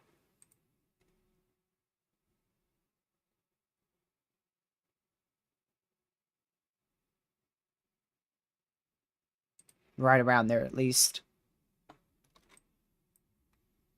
It's difficult to say what storm has the best chance. I would definitely say one of these two. Either this one and going towards McKinsey, Tennessee, or the one south of Murray, Kentucky.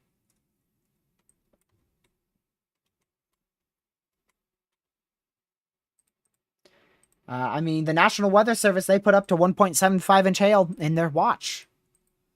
So that's what I went off of. And yeah, normal 5% hail risk typically does go for up to 1 inch hail, but they denoted in their watch we could have seen up to 1.75 was possible.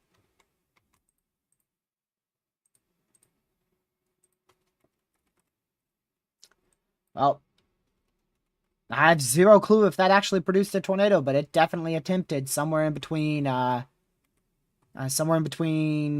west of Cottage Grove all the way up until Round Hazel in southern Kentucky. Now it's probably getting more embedded into that line and probably won't have another chance. So now that I see that one's dying out, our best chance for a tornado to occur is definitely going to be with this one going up towards Paris in Tennessee. Back down to the one in Rolling Fork, see if that's changed at all. Nope, still on a weakening trend there thanks to a cell merge to the southwest. So hopefully that continues. Still with a decent area of rotation. Pretty broad. Still pretty broad out here near Greenville in Mississippi. Checking back in central Louisiana, still a little area of rotation northwest of Jenna. Very broad as well. And then you do have your main line here from your cold front. So that helps you see exactly where your cold front's positioned there. With your line right back near Shreveport, I believe is where that cold front is. This is actually not even your cold front. I didn't realize that until I zoomed out more. Your cold front's still... Let's go. There you go. I was wondering why. I was like, that's got to be wrong. There you go. So there's your cold front. There's your cold front right there. Much better. Much clearer. I was way too far back. That's because I was looping this radar for the intro, as well as I believe I also looped it back to see if it changed the outlook, but it didn't. We did see a little watch expansion. You can see it here. So Yazoo City got into a tornado watch for Vicksburg, now into a tornado watch, and then a tiny little more extension into New Albany, Boneville, Corinth, and one county to the west of Houston in northeastern Mississippi. Well, now I've really changed completely. I think our greatest wind threat's probably going to be more of in this area, significantly more east than what I was originally talking about. Was that a new tornado warning that didn't beep? No, we lost a tornado warning. Okay. The reason why is because this line here is probably going to merge with our supercells that are currently moving to the northeast. And once that happens, that will provide more of an updraft for your line, and that will really get your line going.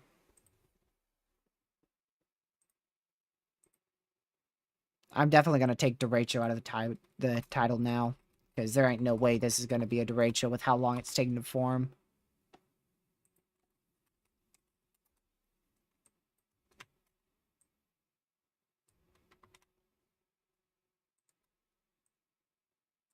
There we go.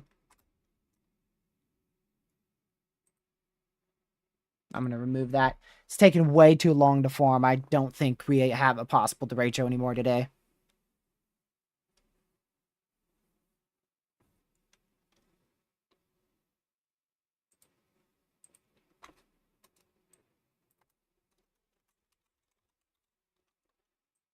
There we go.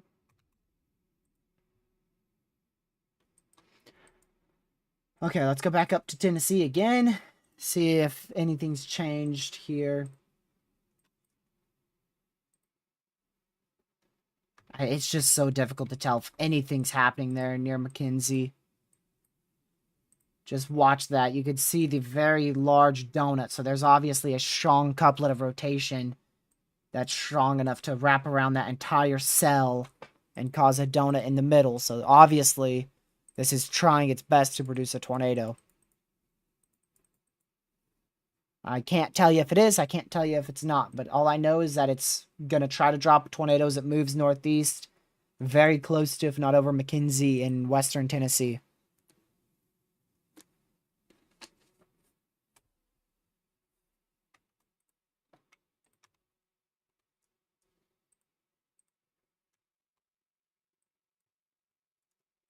Man, rest in peace line. Holy crap.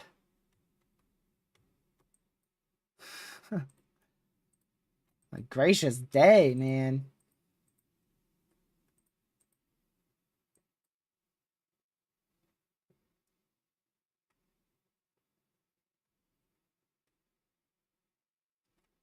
This is way weaker than any model run portrayed.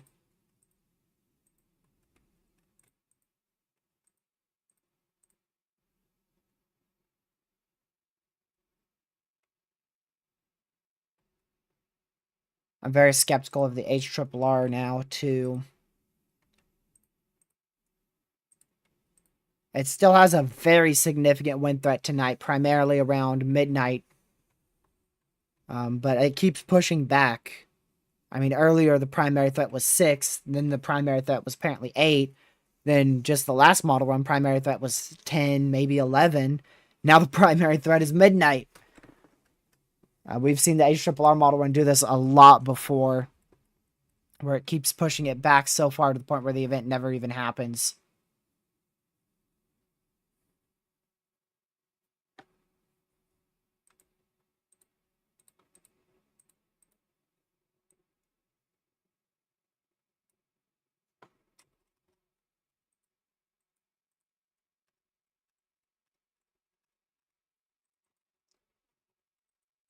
A new severe thunderstorm warning.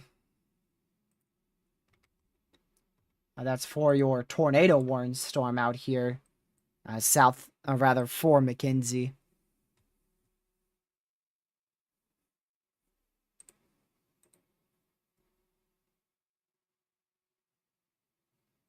Greenfield, Tennessee, significant tornado likely. Touchdown briefly.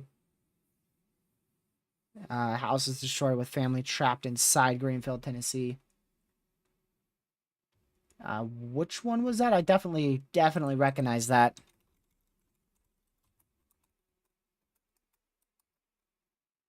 Greenfield, Tennessee. Okay, so it's actually this one. Got it.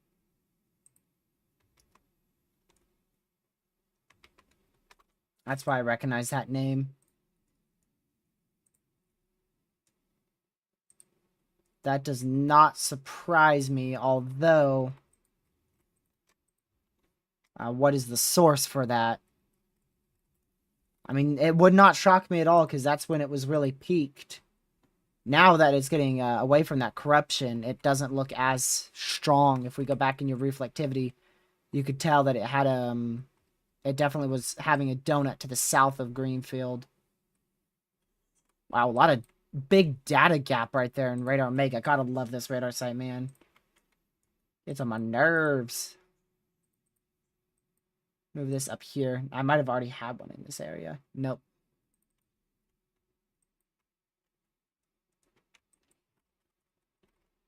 I'll load this up again.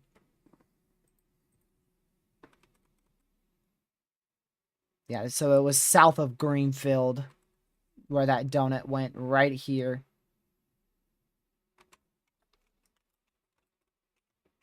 And that's a hail spike right there, obviously.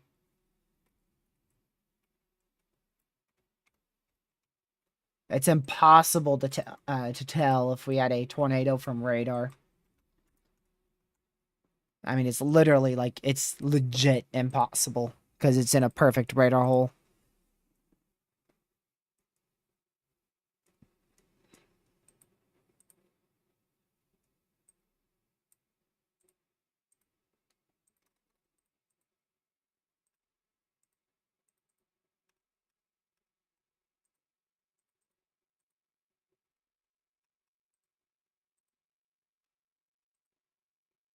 Looking at tomorrow's threat really quick. HRRR is uptrending for tomorrow.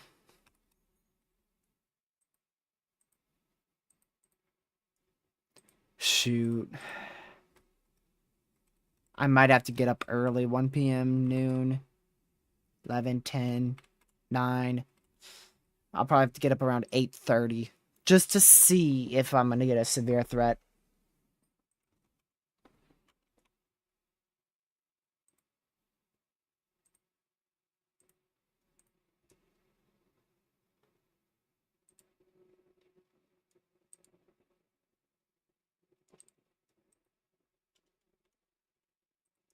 It's on X. If you at me in it, be greatly appreciated. I haven't seen it yet, although I haven't been scrolling through X too much today. At least in this stream. See if I can find it on my feed. Probably not.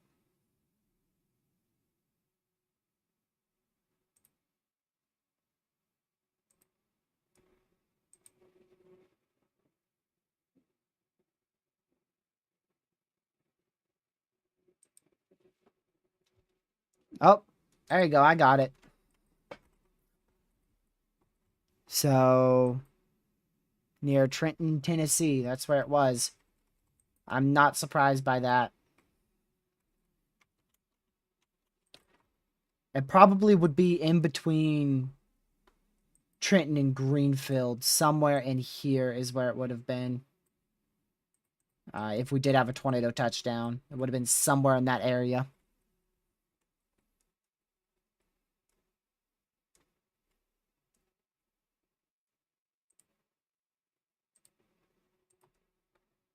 All right, let's go back down to Rolling Fork.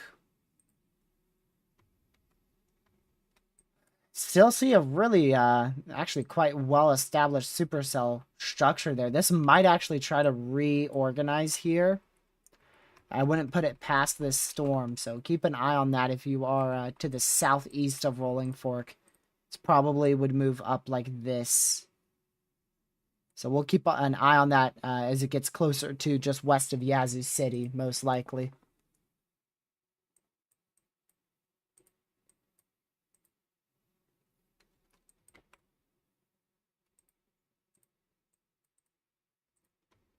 Still tornado warned out here in McKenzie in western Tennessee, but that is getting more outflow dominant, so that tornado threat most likely decreasing with that cell.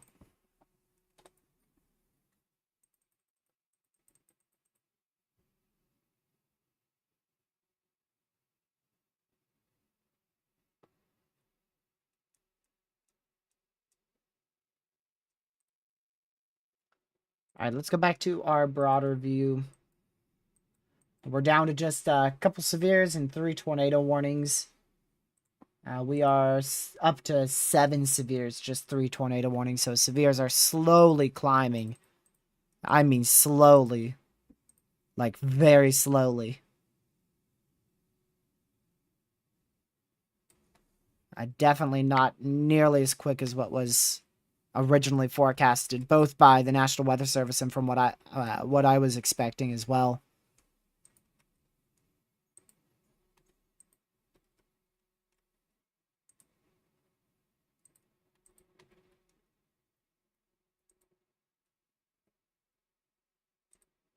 Let me go back to the 12Z HRRR this morning. Jeez.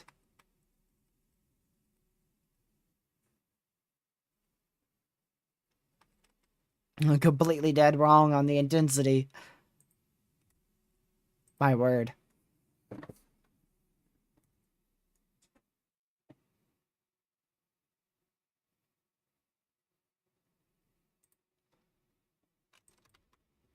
Let's go over to Central Louisiana again. Not really seeing a whole lot there.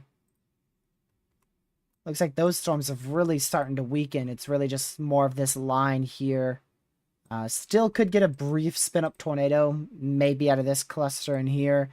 But most likely the greatest tornado threat's probably going to be now, as long as that storm follows its northern trail and its northern cell, that one. This one is already dying out rapidly. This one should start to die out rapidly as well. Probably going to keep some severe characteristics, but rotation-wise, our greatest tornado threat's probably going to end up being more focused west of Yazoo City. You can see, like I mentioned, that supercellular structure, little wraparound right at the end. And it's trying to get its rotation back together there.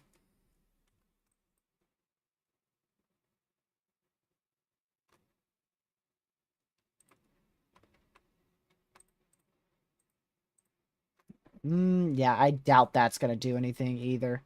I think Louisiana's primarily done with their overall tornado threat. We could still see another tornado threat late tonight. Probably northeast of Baton Rouge, somewhere in here, near north of Hammond, very late tonight into the overnight hours. But even that threat, I doubt, is going to be much of a substantial tornado threat.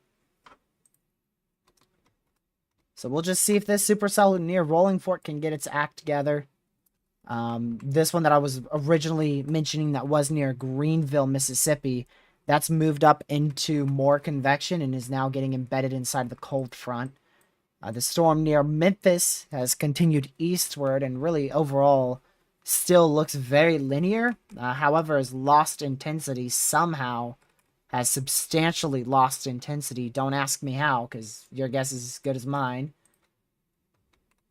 And then, of course, as I was talking about this storm up here, Tennessee, southwest Kentucky, that's lost its steam already. The one in McKenzie is still weakening. Like I said, it will probably stay at severe limit for maybe another about hour or so before it weakens all the way down into the weakens down into more of a special weather statement and or just very heavy rain. Okay.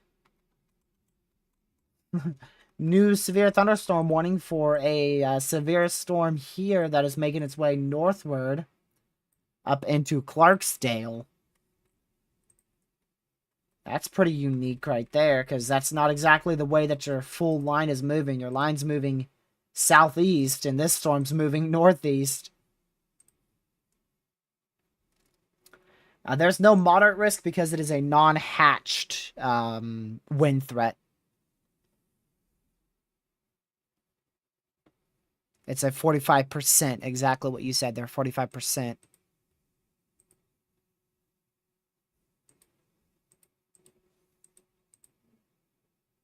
Let's see the new meso-analysis. Believe it or not, our main 500 instability warm sector has already pushed all the way back to Oxford, Mississippi. North of Oxford, Mississippi, there is less than 500 instability now. And before you say it, yes, that was expected. 4, Southeastern Weakley County in West Tennessee, Northern Benton County in West Tennessee, Northern Carroll County in West Tennessee, Henry County in West Tennessee, Benton, Carroll, Henry, and Weakley County in Tennessee. Okay, I'm assuming they see a little area of rotation somehow in this cell, southwest of McKenzie. But it's still pretty low in threat. Definitely be in your safe spot, but with how linear that is, I doubt this cell here is going to do what this cell that's going towards Paris did.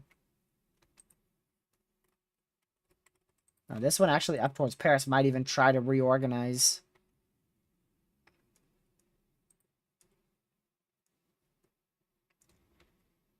Velocity and reflectivity are not aligned. Let's see if I could go over to this radar site.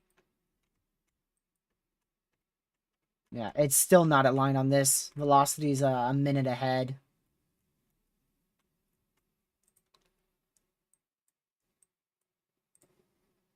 We are still up on severes, up to 8 severes, 3 tornado warnings at the moment. Tornado warnings will continue to fluctuate probably around that mark of 2 to 4 tornado warnings. And our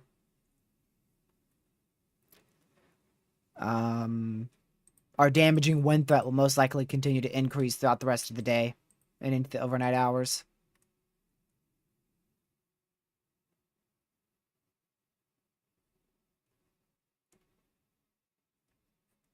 Let me see this.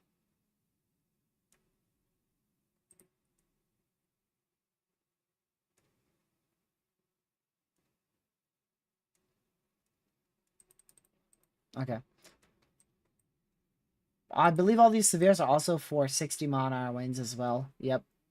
All for 60-mile-an-hour winds. Their hail size varies, but the majority are for 1 inch in diameter. We've got one for around or less than an inch in diameter right here. That's going to expire in 4 minutes. And then we have one for a little more. Tornado warning for hail southeastern Phillips County in eastern Arkansas, Coahoma County in northwestern Mississippi, Tunica County in northwestern Mississippi, southwestern Tate County in northwestern Mississippi, northern Quitman County in northwestern Mississippi, northwestern Panola County in northwestern Mississippi, Phillips County in Arkansas, Coahoma, Panola, Quitman, Tate, and Tunica County in Mississippi. That's for your little area rotation there, west of Clarksdale, Mississippi, moving to the northeast. A pretty unique movement there. Like I said, it's behind your main primary line there. You can see the velocities right here of your primary line pushing eastward, southeastward, and then you've got this rotating supercell now west of your primary line that is now tornado warned, trying to produce a tornado right in here, moving to the northeast.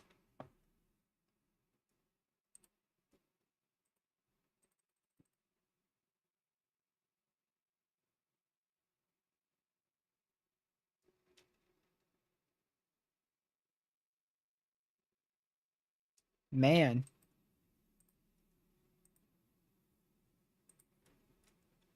I gotta be honest, I don't know if this is gonna do much in the wake of a very substantial severe threat.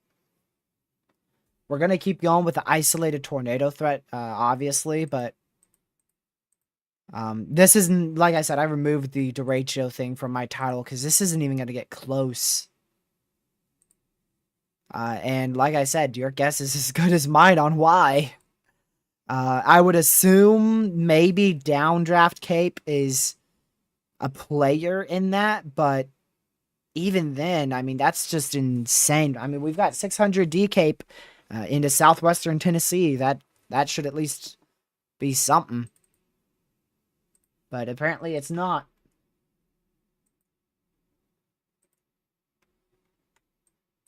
Let's go into central Louisiana. We did get a severe for that little line that has begun to form, toward possible. We could see a spin-up tornado on the northern edge of that line. We'll keep an eye on that. Primary threat with that will be 60-mile-an-hour winds and around 1 inch hail. Also got a severe for Monroe, too. For much of the same line here with a spin-up tornado threat on the northern edge towards Monroe. That puts us up to 11 severes. We'll see if we get anywhere remotely close to the 25 severes I said we could see later on tonight.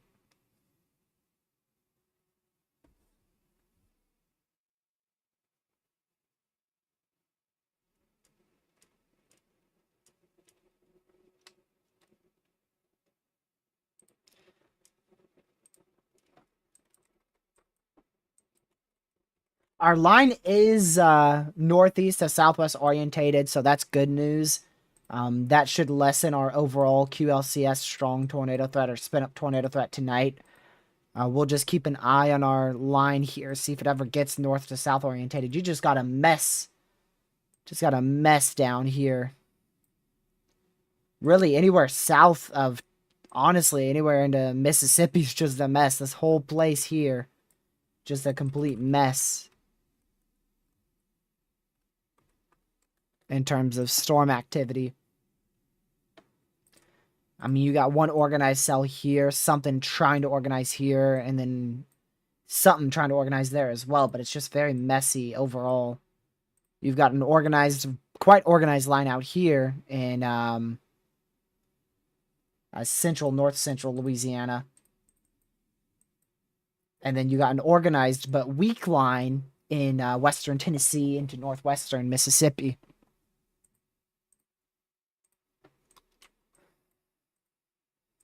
Let's go up to this radar site, check our velocity. I could still see something from the Paris supercell. I don't see much from the newly Tornado 1 Kinsey cell, but the Paris cell that potentially produced a tornado in between Trenton and Greenfield about 20-ish, 15 minutes ago, right around there. I could see this trying to produce another tornado. It might actually have enough steam in it to recycle and attempt to produce, especially on that newest scan, does not look half bad. Go check on that Rolling Fork cell. Thankfully, Rolling Fork is now outside of that tornado warning, so that is really good news.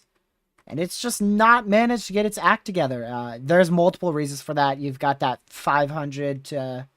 the 500 to 300 millibar inversion in the upper levels. The temperature dew point spread, and the also descending instability. So there's quite a few reasons on why that area of rotation probably can't and most likely won't succeed at reproducing a region of rotation.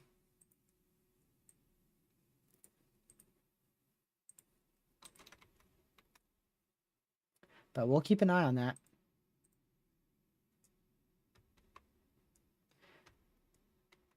You're probably using your your overall velocity. If you're on GR2, you have to do storm motion from warning, and that shows you your normal velocities. It depends on the orientation of your radar site. So all these need to have that storm mode accounted, or rather the storm motion accounted for it. Same goes for this one too. There you go. This one as well. But sometimes it screws up my radar, so sometimes I don't end up doing it.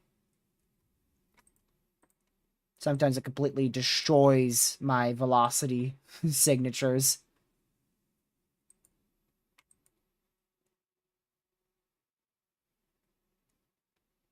Like Radarscope has its special option too. Here, I'll show you. So if we go over to, for instance, this cell, and we go to velocity, there you go. That's what it looks like with normal velocity. And you do storm relative velocity, and that accounts for the radar site's location orientated with the area that you're looking at. And you can see it's a lot weaker. Both of them are, it's good to look at both of them. It's good to look at both of them. That's why I don't typically do it on GR2, and I keep it on Radar Omega.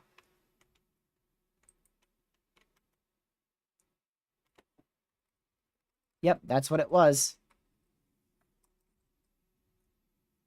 Okay, they did drop that other tornado warning, which was generally in the same spot. Actually, I believe it expired. And expired or dropped, not sure. But regardless, we only have one tornado warning here in western Tennessee, one tornado warning in western Mississippi, and then one tornado warning in west central Mississippi. So we got northwest Mississippi, western Tennessee, and west central Mississippi. This one will be dropped in 11 minutes unless it, well, it might be trying to increase in rotation.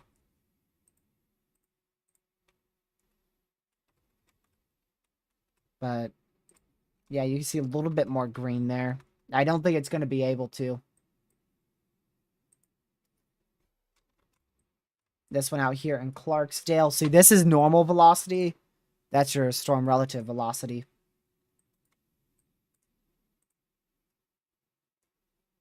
I can't see anything with this one in Clarksdale. Tornado warning for northwestern Henderson County in West Tennessee, southeastern Gibson County in West Tennessee, It's probably an northwestern Hardeman extension. County in West Tennessee, southwestern Carroll County in West Tennessee, southeastern No? Haywood County in West Tennessee, Madison County in West Tennessee, Carroll, Gibson, Hardeman, Haywood, Henderson, and Madison County in Tennessee. It's your spin up tornado threat. That is your spin up tornado threat now, actually. So we're going to keep an eye on a few little areas of rotation. They're not really that notable. I'm a little surprised they actually ended up tornado warning that. You can see just a few areas in here. None of them are really strong or notable, but they did go ahead and tornado warn that just in case.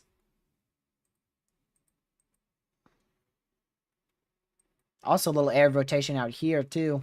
West of Holly Springs and north central Mississippi. I doubt that will do anything either. I don't have a lot of confidence in our overall notable tornado threat, to be honest with you. Except for that cell in Tennessee, northwest Tennessee, this one. This is the one I'm watching for that greatest tornado threat at the moment. The others I'm just not impressed with at all. For the moment, at least.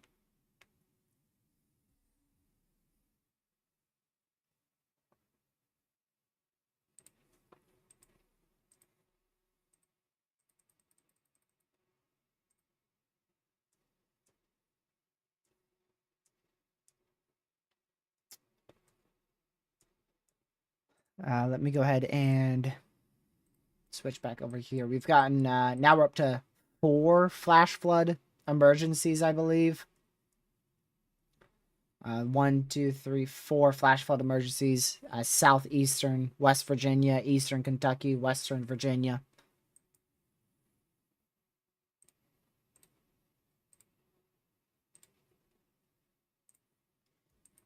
So we'll see. We'll see how much that flash flood threat continues. Hopefully everybody's in higher ground there. Look at all the flood reports, man.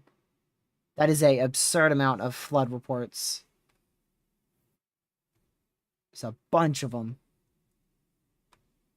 The highest wind report I think I've seen is like 53 or so. Or is that 50? I think that's 58, 59 right there. Yeah, 59 northeast of Greenville. That's the highest report I've seen of damaging winds, which is substantially lower than what I was expecting.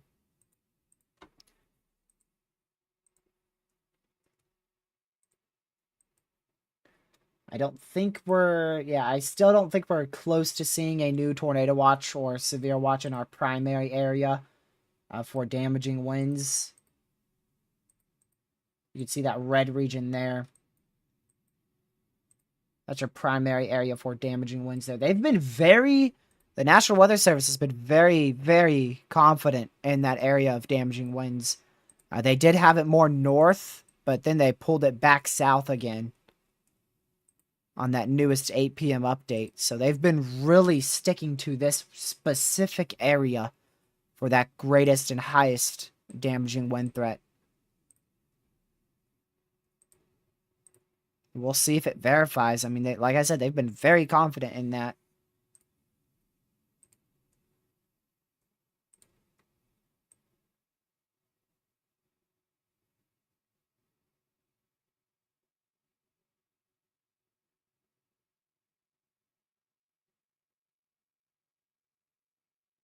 Man.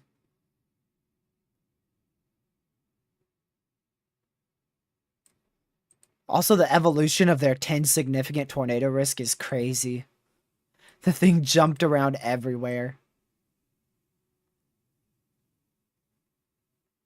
It went from a 10 sig over Mississippi, Alabama, even into Florida, Louisiana, and Arkansas, and then it kept just jumping around all over the place.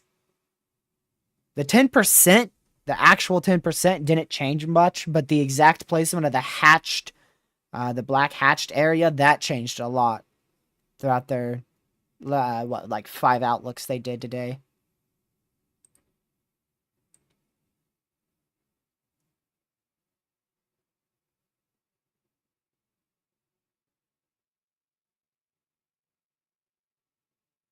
Man. Okay, let's go look at these tornado warnings again.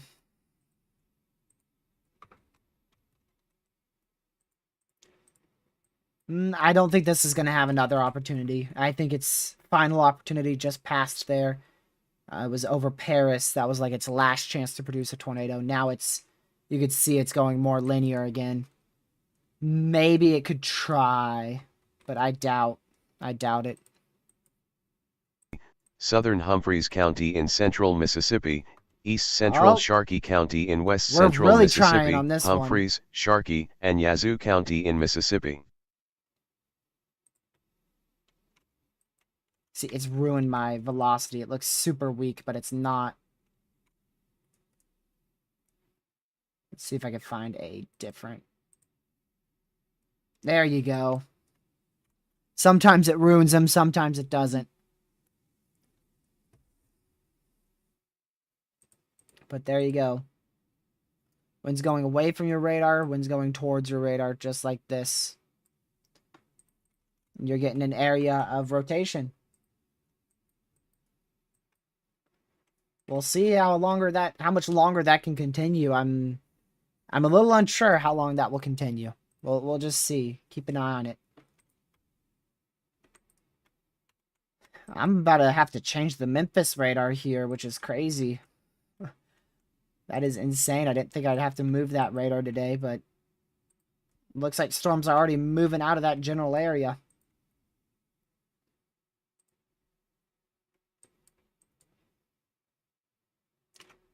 Let's see, back to radar Omega. So we still got 2 possible severes in central Louisiana. The greatest tornado threat is on the northern edge of both of those.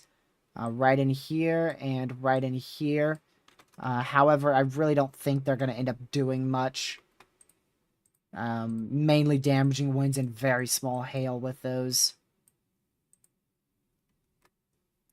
And then this tornado warning here, I believe that area of rotation has died out near Clarksdale. I still could pose a bit of a damaging wind threat, up to 60-mile-an-hour winds, but I think the overall area of rotation with that one that was in Clarksdale has weakened. That QLCS tornado warning here for Jackson, Mississippi, or I just said Mississippi, Jackson, Tennessee, my bad. Jackson, Tennessee, this is in Tennessee. Jackson, Tennessee. We could see a little spin-up tornado somewhere on it, but I really don't think, I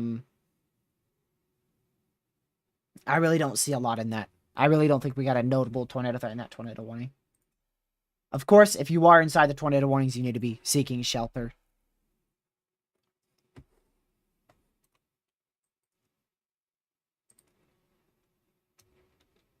But I don't see any notable areas of rotation. Very notable. The one out here, this discrete storm, that's definitely getting there. This one's really starting to get my attention now. But as for like central Louisiana, there's really nothing. And there goes that tornado warning for Clarksdale. There you go. Exactly what I was talking about. That was canceled 17 minutes early. This one here in Jackson, Tennessee. Nothing. There's nothing there. There's nothing there. We could still see a little spin up, but I just don't see it. And then with this one, we have a lot of little areas that could tighten up and try to produce, but none of them are really notable. You can see those little indents that we once had, for instance, here in McKinsey, here in Paris. They're no longer there. This one has turned more outflow dominant. This one still might try, but even that looks more outflow dominant there as well.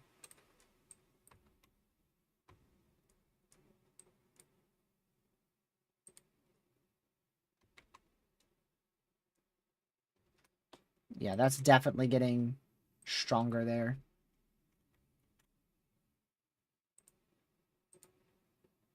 Oh, look. You're back at it. Congratulations. You got another account hidden. I hope you're happy. Let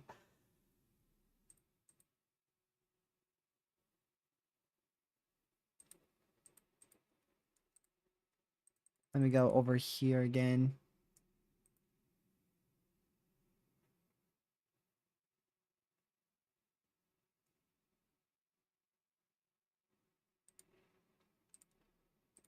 Let's see. Let's see what they were so eager about to draw my attention away from tornado warnings. How did Nino 1 and 2 enter a weak El Nino? You think I know that? Here, I'll give you a really, really good idea. A really, really, really, really solid answer. It didn't. We're in a La Nina. Duh. How about that one for you? Since you want to spam in my chat, you dead wrong anyways. We're not in an El Nino, dude. We're in a neutral phase, if not a weak La Nina.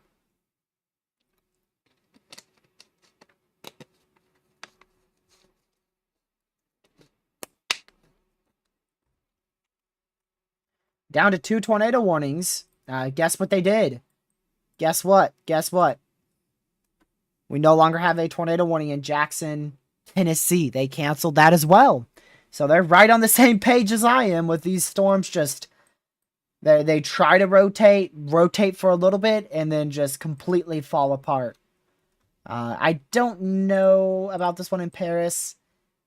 Tennessee, I wouldn't be shocked to see him extend it, and I wouldn't be shocked to see him just let it expire.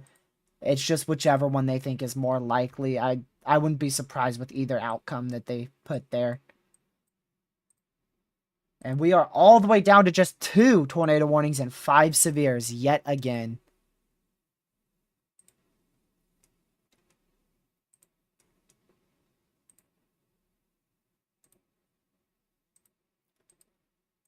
Let's see what the new 01ZH has coming in right now.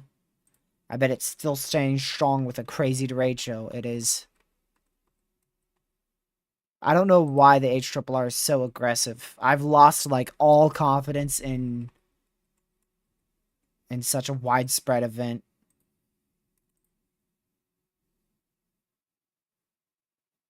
Hey, I'm surprised it took you that long to create another account. You're getting pretty slow, not gonna lie. You actually got pretty slow. Normally you're like 5 minutes. I guess it took a while to get that new email going, huh?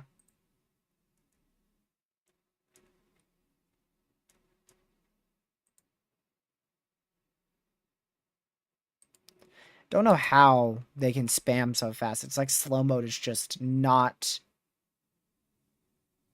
working. It's probably working for everybody but that one person.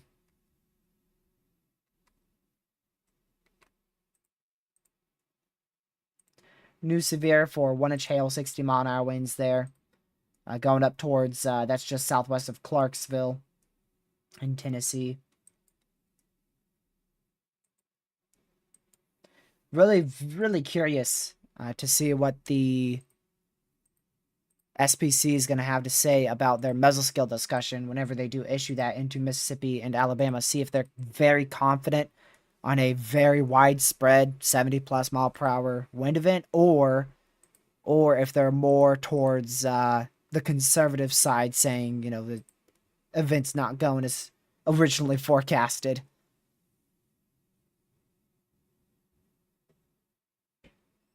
Right now, it looks like, according to the HRRR, which is not really something you should take all that seriously, considering how bad it's been today. It's now moved most of the damaging wind threat to this line here, going into Mississippi. And eventually Alabama.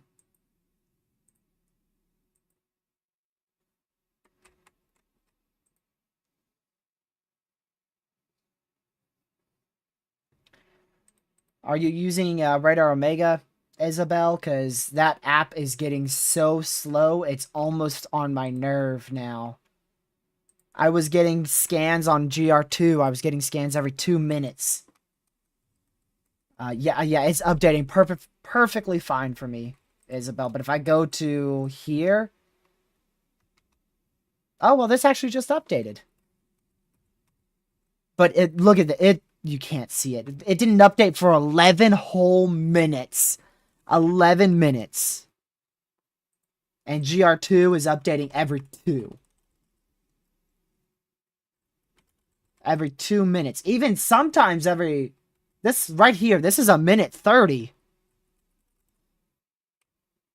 A minute 30 for GR2 compared to Radar Omega's 11 minutes for each velocity scan. I mean, that is such a difference. The difference between an 11-minute scan and then a scan every 2 minutes is wild. Most tornadoes that you see are going to lift in that time frame. 11 minutes, I mean, that's like your more typical spin-up tornado embedded inside a line. You know, it touches down, it stays there for about 2-3 normal scans, so that's about 6-7 minutes. And then it lifts, and then you get your debris fallout. All that could happen in the time that Radar Omega doesn't even scan once. It's just not... I don't know. It's just... It keeps falling off more and more. Every single weather event that goes by, I find something that's broken with Radar Omega now.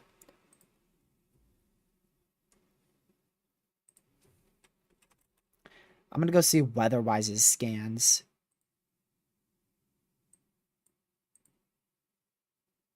Even WeatherWise, perfectly fine. WeatherWise gets it every 2 minutes.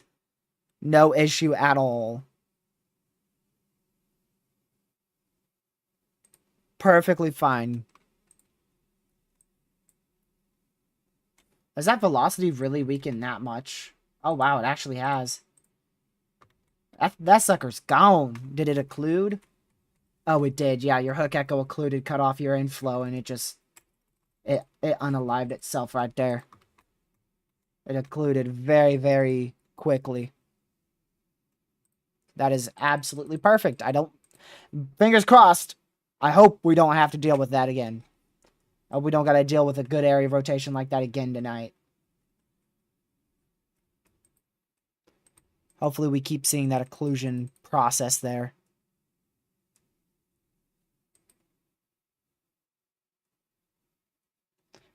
I mean, I doubt we even... I don't feel like we would have gotten a tornado out of this. You never know. We could have easily gotten a spin-up tornado near Holly Bluff, but there wasn't any notable CC or anything that pointed to that. Oh, uh-oh. Look, this is we're probably going to get an extension here pretty soon. See how this is orientated like this? That's likely going to allow for a greater threat for a spin-up tornado out of it. WoW just got absolutely destroyed by Nightbot. 2 times. Nightbot got you twice. Slow mode also got you more there. It took you forever to send the second message.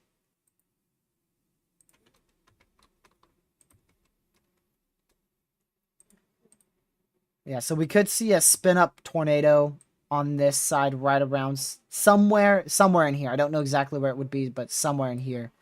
We'll see which way it goes. Sometimes when you get storms that have this indent, they could end up going completely outflow dominant, or they could become a significant tornado threat.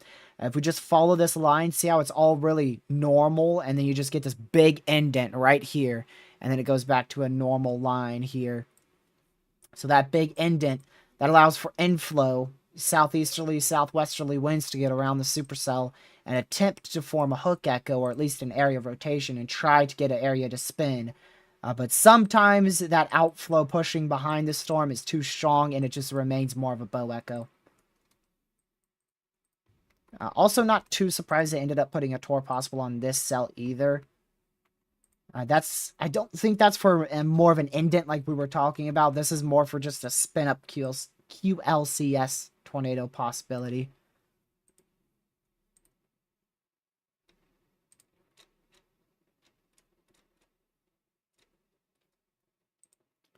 Put that back up there. There we go.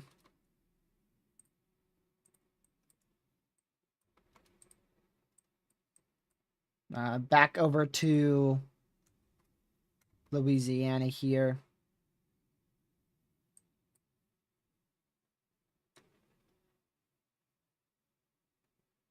Yeah, I'm not too sure, Bob. I really don't know. I don't know. Which cell did you say for that? Was that for the potential tornado in between Greenfield and that other town in Tennessee? Hey, there's some damage reports. Reports of damage, Bradford area. At least one home was damaged with several people trapped in it in a closet via law enforcement. There you go. So those were your potential tornado damage reports there. And there's also one in Trenton too. Many trees were knocked down along Thiefford Road.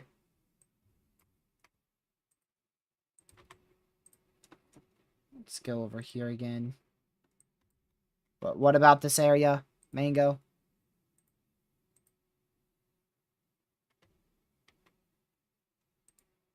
What about it?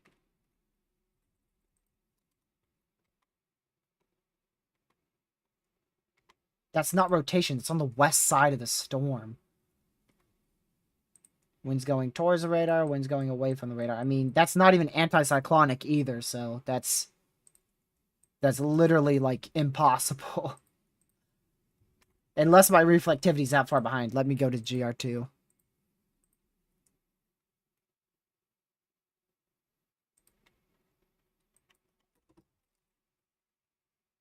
Yeah, because you could see this is your old area of rotation, and then your hook occludes up this way, and that's where that area of rotation came from.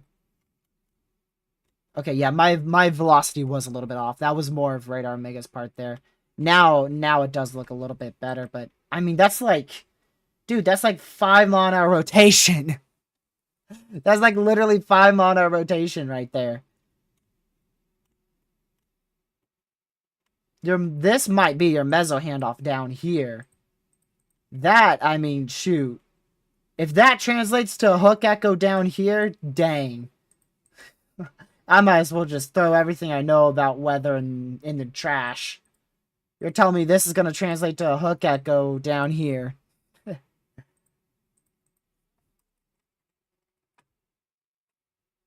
Even this one is more like... That was your previous area of rotation. That's not a meso handoff. That's just your dying, decaying meso. But I do see what you're getting at. But that's more of just your dying meso.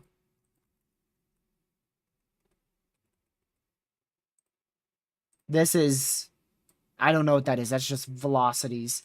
And that's your dying meso there.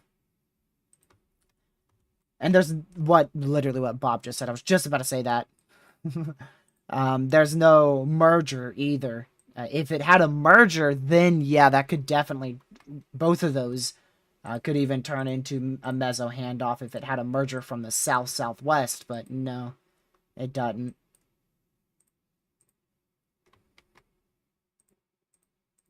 Let's see if... Okay, they did do just normal severe, so they believe that this is going to stay fully outflow dominant and won't get enough south-southwesterly and even southeasterly winds to be able to help pull an echo out. So I guess we won't get a hook echo with that. At least that's what the National Weather Service believes there. Up here in Hopkinsville, I swear, I know for a fact we had a viewer from Hopkinsville. I'm not sure who it was. But you can see that also has a bit of more of an indent there, so we'll watch these tiny little indents, see if they ever get any little areas of rotation here. This one could pull out a hook echo, so we'll also watch that, but no imminent tornado threat on them.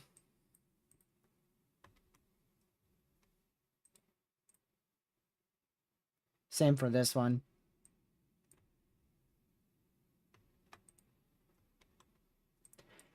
I mean, of course, this has a tornado warning, so if you're in it, seek shelter. Silver City, Mississippi, Eden, Mississippi. But the overall tornado threat with that is decreasing rapidly. We'll see how long these tornado warnings can last. I don't know if they're going to let them both expire. I wouldn't be shocked to see both of them end up getting canceled.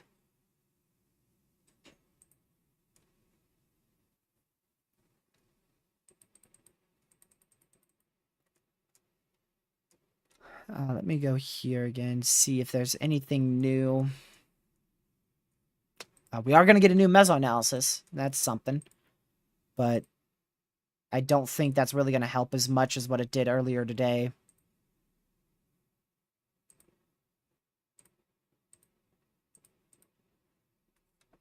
We'll see. How will the severe weather be tomorrow? Definitely nowhere near as significant as today. If that's what you can call today. Significant. So if we look at tomorrow's outlook, this is it right here. We do have the potential for widespread 60-mile-an-hour winds. Isolated areas could get up to 70 tomorrow in this yellow area. A few tornadoes, specifically from the 7 a.m. to the around 11 a.m. time frame will be possible. We could still see a spin up after that 11 a.m. time frame, but the threat will diminish quite quickly, and then overall your severe threat will be very low after the 2 p.m. time frame, or rather after the 1 p.m. time frame in this area. Also could see a spin up tornado back up here in North Carolina, Virginia, southern Maryland. We could see a spin up tornado that may even be able to stretch all the way into Raleigh and Durham. This area here generally could see a spin up tornado tomorrow in the early morning hours from about 8 a.m. to 11 a.m. And then afternoon, storms will get here, right? They'll be right about here at 12 p.m. So the tornado threat will start moving offshore right around 12 p.m. to 1 p.m. Also could get a small cold core setup. It doesn't look like a classic cold core setup, but it could be enough to spark a isolated tornado threat out here in eastern Pennsylvania, all the way into northern Virginia and into southern Delaware, southern Maryland as well. But very isolated. They might. It depends. If confidence increases in that line for damaging winds to move more southeast, we could see an enhanced risk for the very early morning hours in southwestern Georgia, western panhandle of Florida. But most likely that will end up just staying slight. It depends on how intense the line can be tonight and how long that line can stay intense, and see if it lasts into early tomorrow morning.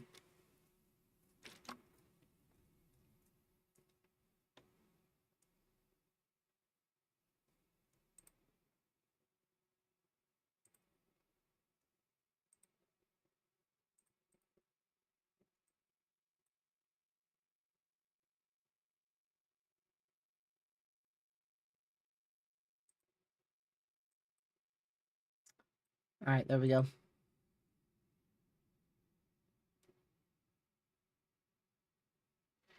All right, Weather Demon, why do you keep atting me in that? What do you want me to say? That's not a question. It's just a statement. But cool. I mean, weather-wise is better, but you do you. Personally, the only reason why I use Radar Omega over weather-wise is, I don't know. I can't tell you. I guess it's because the warnings look a little bit better. They don't look as crayon-y, I suppose, but I just need to start using weather-wise more. That's it. I just haven't gotten to the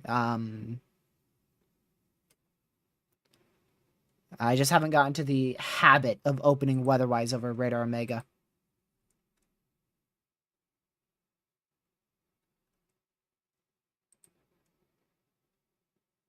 What's crayon-y? Like this. See how they're more crayon-y looking like? They're not as bold and as smooth as Radar Omega's warnings, in my opinion. Which you may like that a little bit better. There's another example right there.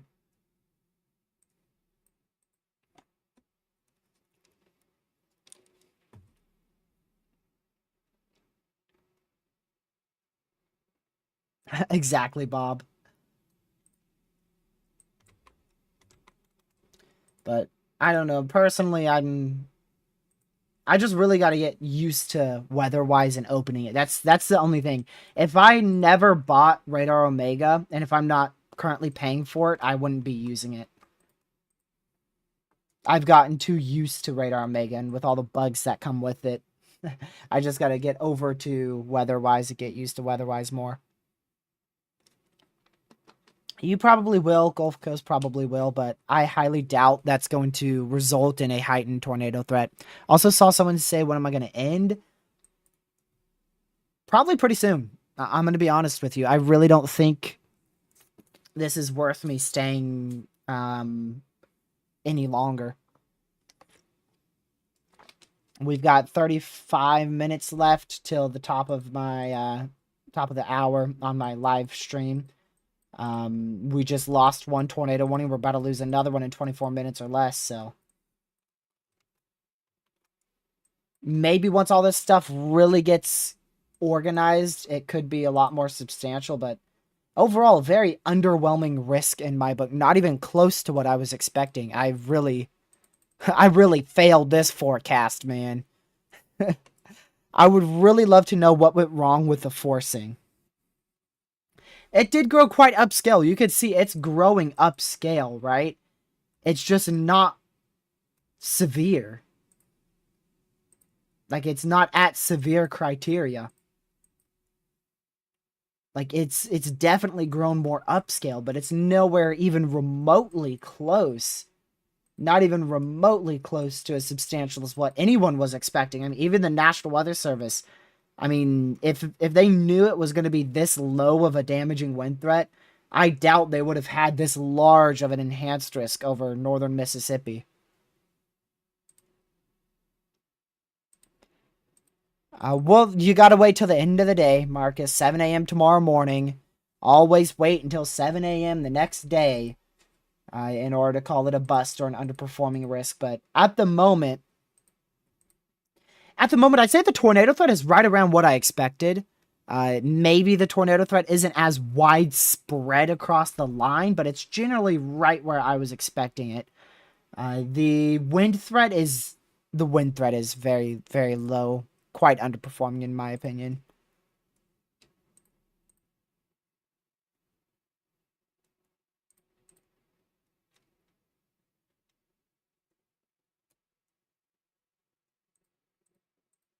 Let's see here.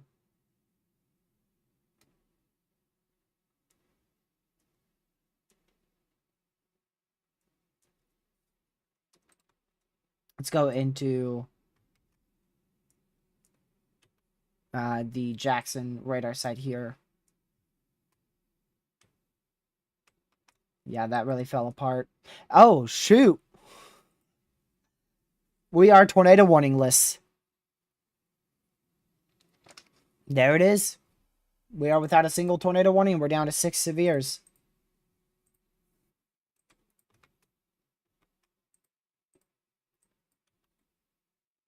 Now, see, if these severe warnings expanded all the way into northern Mississippi, I wouldn't say it underperformed as much. But I mean, that's the biggest underperformance is the fact that we don't have a single severe in this whole area. That's the underperformance right now. Now, there's no severe there, and I don't know how long that is. Let's see. What's the width of that? What are we looking at? So we're looking at about 230 miles with no severes across that line. I'm gonna say that's quite the underperformance. We were expecting a 30% chance every 25 miles of a given point to be severe. So if we went by that 30%, that means that we should have verification wise a severe, at least one severe, around every 91 or so miles.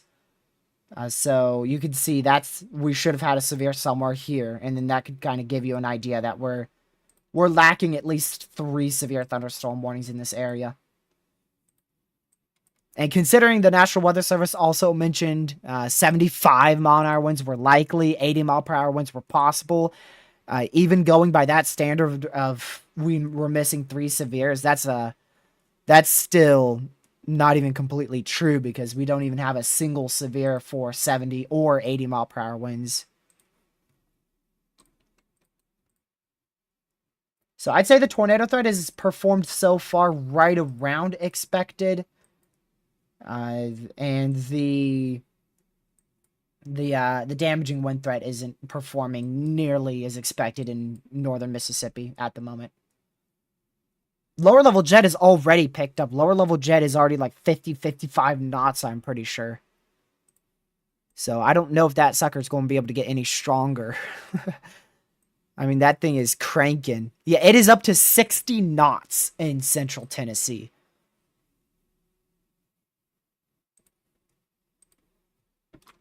So that thing is, I mean, that's cranking.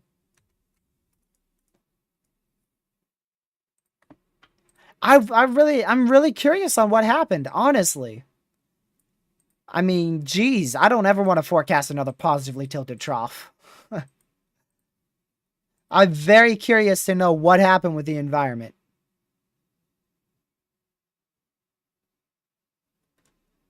I really am. I truly am.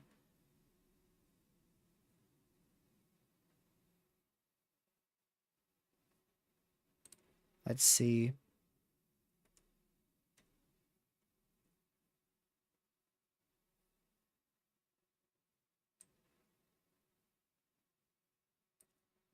Is the Euro model going too far southeast for me? Dude, I'm gonna be so upset. Oh, nope. It's still absolutely awesome. I'm not in the heaviest band, but shoot. If I get anything more than... I want more. I got to be a little greedy. I'm going to be a little greedy with this one. I want to get more than 5 inches of snow out of this snowstorm, and I'll be happy. That is a little bit more on the greedier side, I know. Euro has me getting 15. You won't hear me complain. I would like 5 or more inches of snow. That is what I would like. I would like it to be the biggest snowstorm I've had this year. It don't have to be the biggest historic snowstorm I've had in 7, 8 years, but just at least the last 4 or 5 months would be nice. Just got 2 more severes here. 60-mile-an-hour winds for both of them. We're getting back up there in severes, up to 9.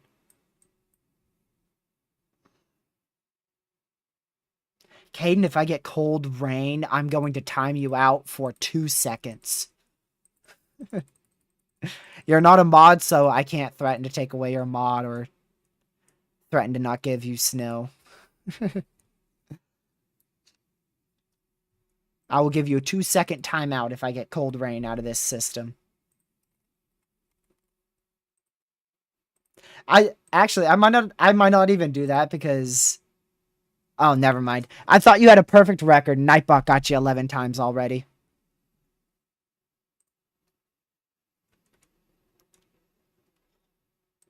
Nightbot got you 11 times. I think you have to have one of the more perfect records. How close are we? Has 3 timeouts. Jeez. Nightbot has gotten like everybody in here. Never mind. Otter has 0. Otter, how in the world do you have 0? You've never made a typo in all caps. Bro has not had 1 single message deleted or 1 single timeout. Otter, that is crazy. I'm talking about you, Otter. You, yeah. You've not had a single deleted message or timeout. I have no idea how you've done that. Hey, Ben, you have 17 Nightbot timeouts and 27 deleted messages. You do not have 1. Unless you are talking about something else. You've got 17 timeouts, buddy. Rockets, you have 3 timeouts with 4 deleted messages, and all the timeouts typically are from Nightbot.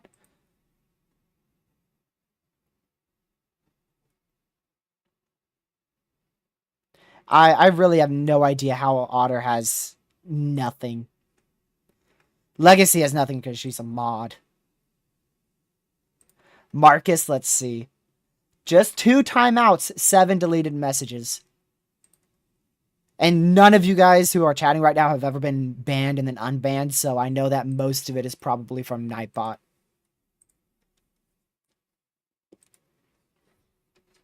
Legacy has hacks. Legacy's been a mod since almost like day one. Probably day one, because back in the day, all you had to do was tune into my live stream and you'd get mod. Okay, what's this doing? What is that new scan? Jackson. We've got a strong area of rotation there. It's very difficult to see from GR2. There you go. Somehow we've got a strong area of rotation here. That's not really the best place for a tornado to form, but that's apparently rotating according to radar. Personally, I think that's just completely outflow dominant. Exactly what Rango's saying. I'm with him on that. I mean, they are winds going towards the radar and winds going away from the radar, so it's trying to rotate it somehow. But I feel like that's more outflow dominant.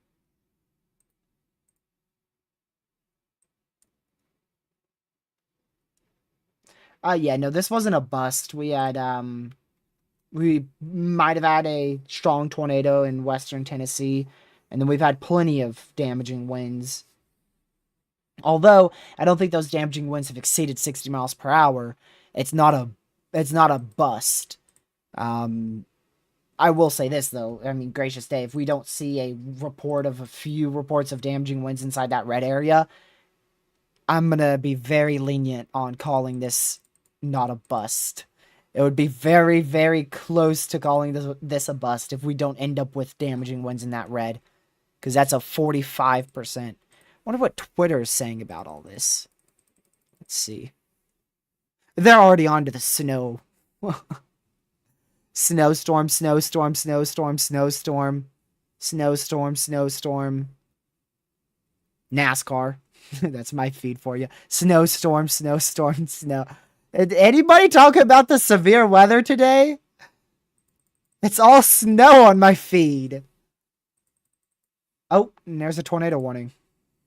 Northwestern Holmes County in central Mississippi, central Carroll County in north central Mississippi, east central Humphreys County in central Mississippi, Carroll, Holmes, and Humphreys County in Mississippi. Well, that's this cell right here. So it is indeed not completely outflow dominant. It looks a bit that way. If I had to guess why, it's because we're far from the radar site. But that probably has some strong tornado potential with it, because it is semi-discrete.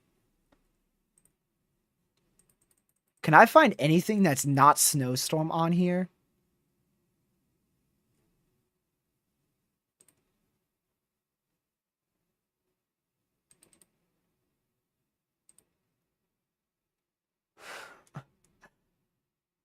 I'm not even kidding. I can't find a single person talking about the severe threat today. There's someone talking about tomorrow's severe weather threat. And then the snowstorm. I guess the community's not interested in this severe threat.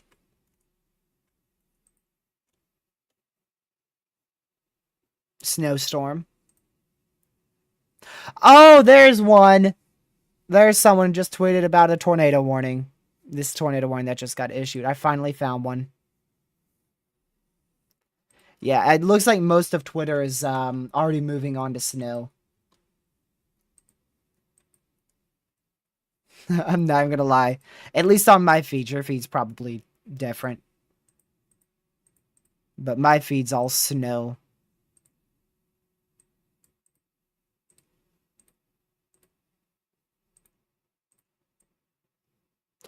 The GFS uptrended too. Oh, that's a glorious sight.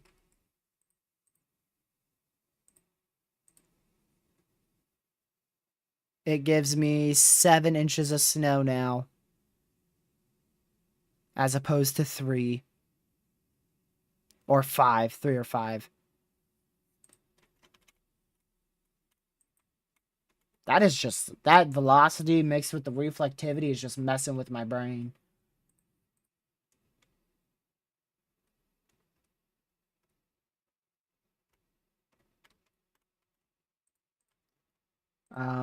Can I see from this radar? Nope, definitely not.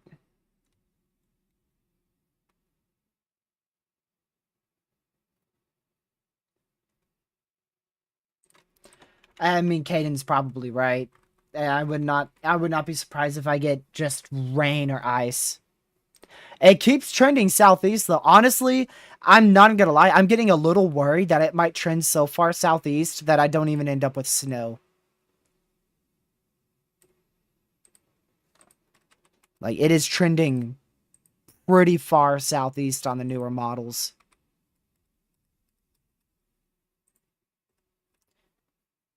And then the Canadian model run almost gives me a blizzard.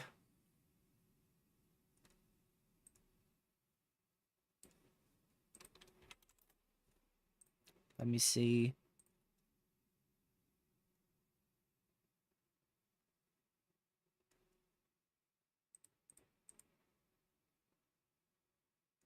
Okay.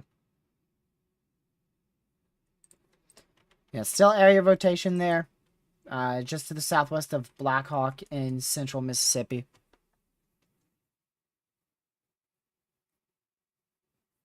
I don't have hope at all.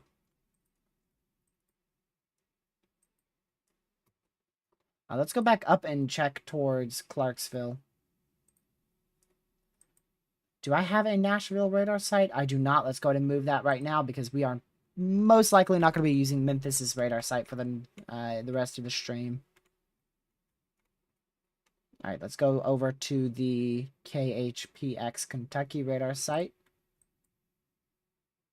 There you go. I don't see anything rotating, just a severe line of wind.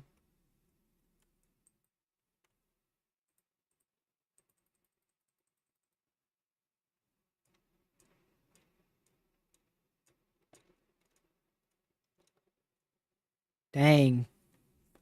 I hope my snowstorm don't underperform as much as this event.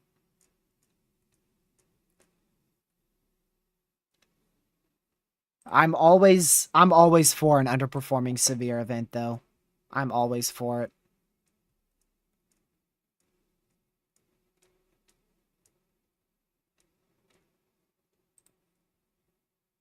Let's see. There we go. Nashville, man, I can't tell you what's going to happen. Today's been all over the place for all the model runs, and now all the model runs have been wrong. My guess is as good as yours. I would say probably 60-mile-an-hour winds, but then again, you probably will get heavy rain and near no winds at this point. It's been all over the place. It has been really all over the place. We should get an MCD for a new tornado watch or a severe watch soon. Unless they're just not gonna issue a watch. That'd be crazy. Now that would be an underperforming risk. Not even issuing a watch for a 45% and there it is. New tornado watch will likely be needed soon. Wow, I really spoke that into existence. You cannot make this up. 9 seconds ago, I really just spoke that into existence. That is insane. Oh, peak winds up to 90 miles per hour. They've indeed put peak winds up to 90 miles per hour. I can't believe I actually spoke that into... Oh, never mind. The link they provided led me to Texas. It led me to Texas. This was last year's 101 mesoscale discussion.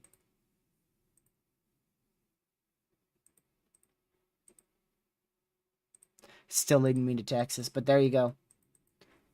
A new tornado watch will likely be needed across the central Gulf states by 0330 Z. That's about a little under an hour away. Latest thinking is updrafts may continue to mature, and long-lived supercells are certainly possible, though an organized QLCS will be the primary storm mode. This MCS will advance across the remainder of the Central Gulf states later tonight. 95% chance of tornado watch. That's going to be your main one. Let me text my family out there in Birmingham because they are indeed in that.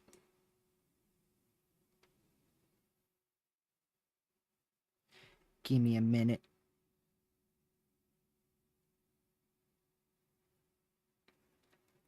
Let them know to get ready to get jump scared by their phone.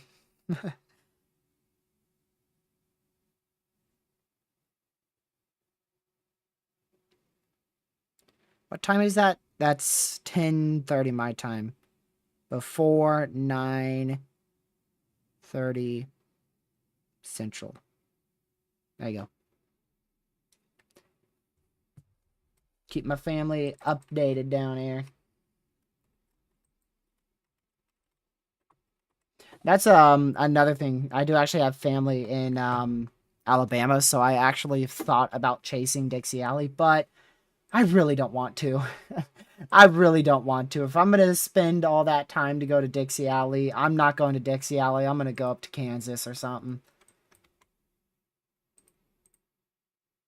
I don't want to just leave North Carolina to go chase more trees. I really do not.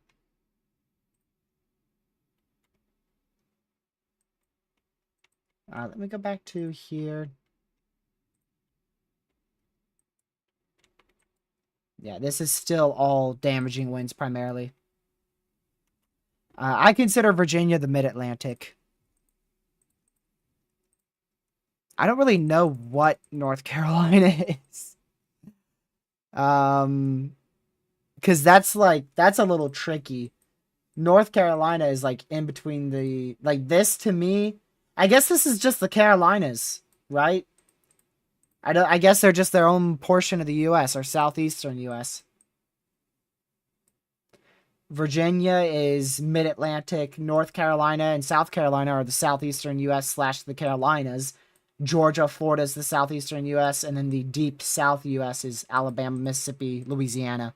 Maybe parts of Texas as well. But Texas, and I get into, for Texas, I consider that more of the far southern plains. Like, this is the southern plains in here. Then you got the Great Plains in here. And then you got the northern Great Plains. And the northern plains as a whole north of that. And then this is all, in my opinion, this is all the Midwest right here. That's the Midwest. I include Missouri. Then again, it's also the Central Plains too. Nah, this Central, yeah, that's Central Plains, Great Plains. I'll just call them by states. Because people have different definitions of where regions are. Like, I know a lot of people would definitely not include Virginia in the mid-Atlantic states. Can I get to Jackson, please? There you go.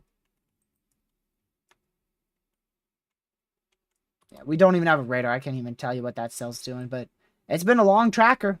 I don't personally believe it's produced a tornado along that entire journey, but it's been a long tracker. Formed out there near Winnsboro like 3 hours ago, or southwest of Winnsboro.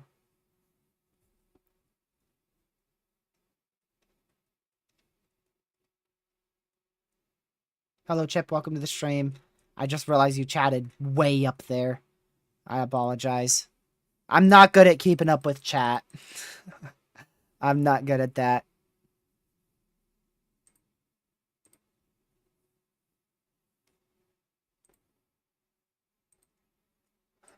We'll wait for the 02 ZH triple R now.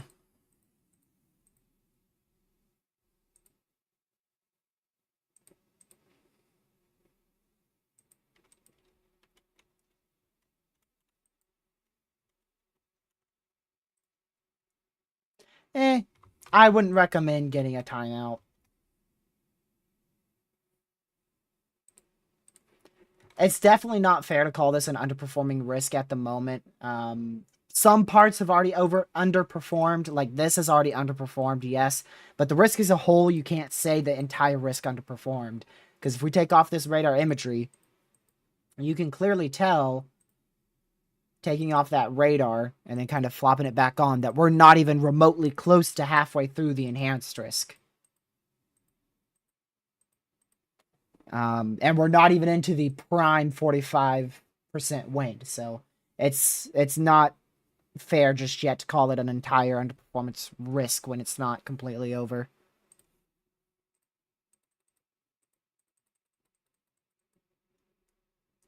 I should say, instead of saying it's not fair, I should say it's more of immature to call it all an underperformance. Now, if you said northwestern Mississippi underperformed, I'd be like, okay, yep, it did. I agree.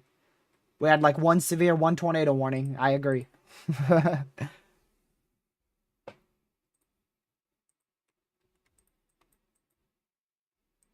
But I mean, we've had plenty of tornado warnings here in western Tennessee. We've had quite a few tornado warnings in southeastern Arkansas, and even quite a few into northeastern Mississippi or northeastern Louisiana. Isabel's gonna get on me for that. I called her state Mississippi. But yeah, the main. This is what's ridiculous. The main part of the event that I expected to go crazy has underperformed. This area. This is the area that I talked about so much, potentially getting a moderate risk for severe weather. That is the area I was very confident in. And it's the one area that has underperformed the most. That's the one area I was extremely confident in getting a high-end severe event. Maybe even a moderate. And then it just nothing happened, which, like I said, I'm not going to complain, but geez, like, just didn't expect it. I did not expect it. Because my confidence in that area getting severe weather over the last, like, 6 days has been high. That's been the area I've been watching for 6 days. I mean, underperforming storms are bad for the people who forecast it, and they're incorrect, and it makes them look a little worse at forecasting and doing their job. However, I would much rather look worse at forecasting than have an overperforming risk. Because today's risk could have been, well, it's not over, but it still could be a very dangerous to deadly damaging wind event. And I would much rather be completely wrong with that than it actually perform to how we are expecting.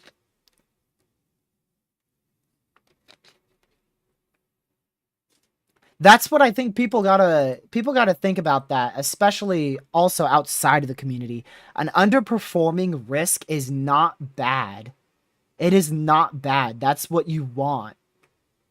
And people, a lot of people, especially on Twitter, make it out to be like the end of the world if things bust.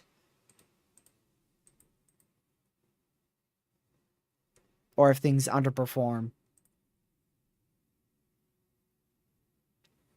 But anyways, I'm not going to head off yet. I am not going to head off in 6 minutes because I want to see this tornado watch come through and show it to you guys. So I will not be ending just yet.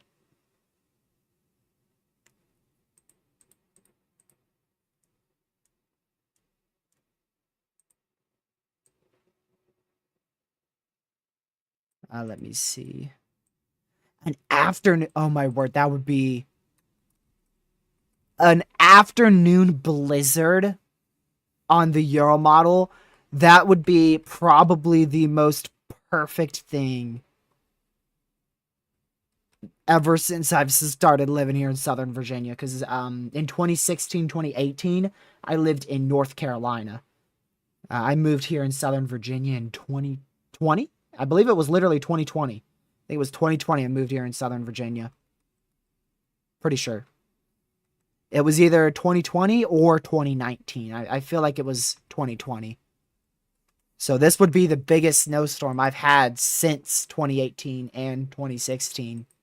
in Virginia because I haven't lived here before.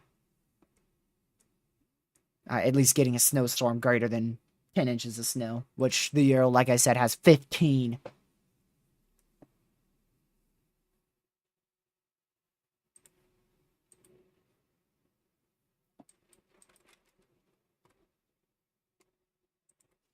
Let's see. You already got your snow, but actually, I have no idea. Have you even seen snow this year? You don't typically see snow down there, though. I mean, you're in Shreveport. Maybe you see some flurries per year, but I doubt you get like a snowstorm. It's still crazy that Shreveport, Louisiana was too far north for a major snowstorm. You were too far north for a major snowstorm last month. That is just crazy. Jackson, Mississippi was too far north for a major snowstorm last month. I mean, that's just not something that I'm going to ever wrap my head around. That's just crazy. That's trying to rotate a bit near Waterproof in Southwest Mississippi. It shouldn't be able to sustain thanks to cell mergers, but we'll still keep an eye on it just in case. It really did. Seeing like we nearly got to a foot of snow in the western panhandle of Florida. Most beaches along this Gulf coastline, all the way from I don't know about the southern and southeastern portion of Louisiana, but from like Gulfport all the way through Panama City, most of that area had 6+ inches of snow on the beach. The beach, a place that's typically really nice in winter, minus the water. The water's normally cold, or at least a little bit cooler than normal. But it had snow on the ground a month ago. Is today Sunday? Today's Saturday. Indiana, why are you going to sleep so early? Aren't you in Central Time? Why are you going to sleep at 8:50? Are you lucky or something? I mean, I'll see you later. Thank you for tuning in, but that's early. That's early. You must be chasing tomorrow like I'm thinking of.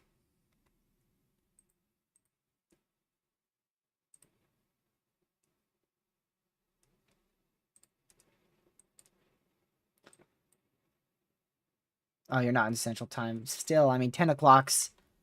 I guess if you have a lot of school, I guess the main time you get to sleep in is on the weekends, but... I mean, when I had school, the weekends were full party. Friday and Saturday.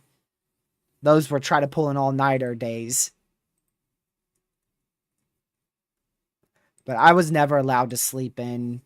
I'm still not allowed to sleep in. I cannot sleep in. My body doesn't let me. When I was in school, I couldn't sleep past like 8:30. Of course, I was homeschooled, obviously. But now that I'm older, I don't sleep past like 10, which is still pretty late. Yeah, that's late for some people.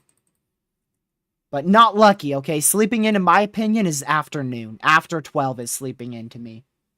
Because that's when you're into the afternoon hours and your day's like, you're getting a little close to halfway over. Once you get to that 1 p.m. mark, you're like, your day's halfway done. Typically. Lucky sleeps in till 1, 2, 3 o'clock. I'm like, dude's gonna wake up at nighttime one of these days. Go to sleep at like 12 o'clock at night and wake up at 1 p.m. or 2 p.m. the next day. Literally, he gets like a full 14 hours of sleep on the weekends. I don't know how he gets that much sleep. My body will not let me sleep like that. We still, by the way, y'all, we still have a tornado warning out here. The area of rotation is definitely weakened. It's just overall, I don't know what the heck the storm's doing. This is your base of your supercell. Look at your supercell structure. Look at that. I don't really know what it's trying to do. I think it's dying out, but I don't know. I can't tell what it's doing, but other than that tornado warning for 20 more minutes, that's starting to die out. We just have Isolated severes up to 60 miles per hour. There's nothing very concerning tornado-wise. We're really just waiting on the tornado watch. That's what I want to see. I want to be live and show you guys that tornado watch before I head off, so that way I can make sure y'all are weather aware. And then I'll head off. And we'll have that tornado watch within the next 35 minutes. There's definitely a chance for more prefrontal storms, but I don't really think they're going to be able to sustain. I don't think they'll be able to sustain maturity in order to produce strong tornadoes. I don't really know what caused the significant underperformance in the QLCS.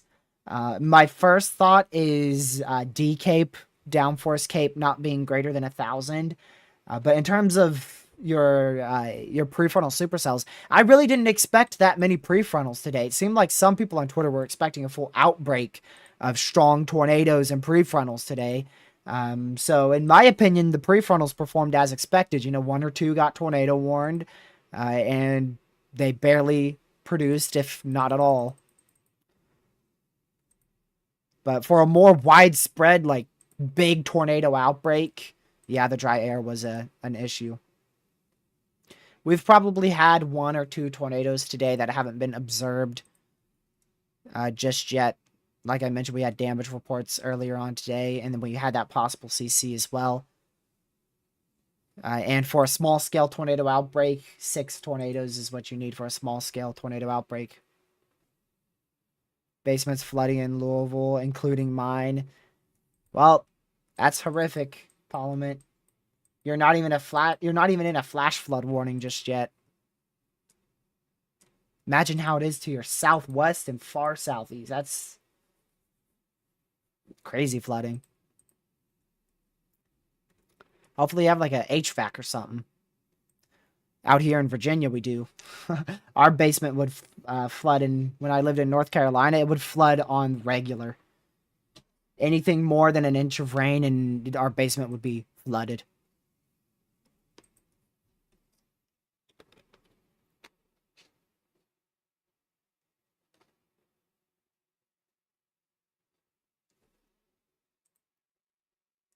Hopefully you get that sorted out, Parliament. Hopefully it doesn't have a lot of damage. Floods are very, very destructive.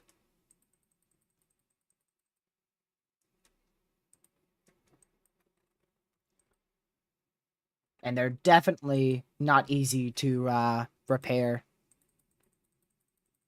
Our basement in North Carolina had complete permanent damage. It was starting to mold. That's one of the reasons why we moved out.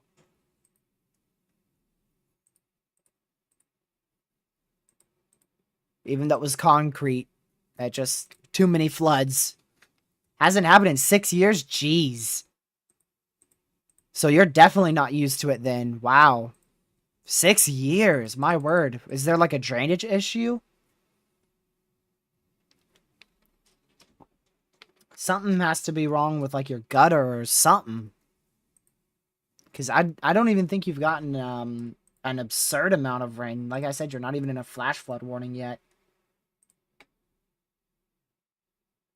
Yeah, I mean, depends on where you live. I don't want to go exactly to where I think you live, but generally I believe you've gotten to around 2 inches of rain. Which, if that was in North Carolina, my basement would be fully flooded. But considering you said that's been like 6 years since you've got a flood, I would have expected it to be like, 5 or 6 inches of rain in order to flood.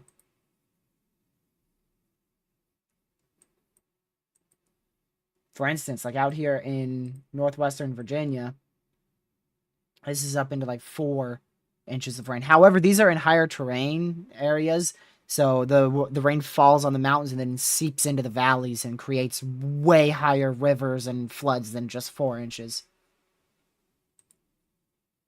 And then look at this. Out here, looking at 6 to up to 7 inches of rain in some spots. That's crazy. A lot of people had floods. We got a lot of reports. There was a bunch of reports earlier. There's not as many now, but man, I think we've gotten over 200 flood reports today. It has been a crazy flash flood threat.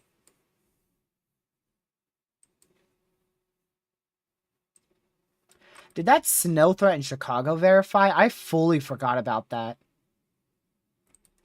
I completely forgot about there was supposed to be a snowstorm today in Chicago. Did that do anything?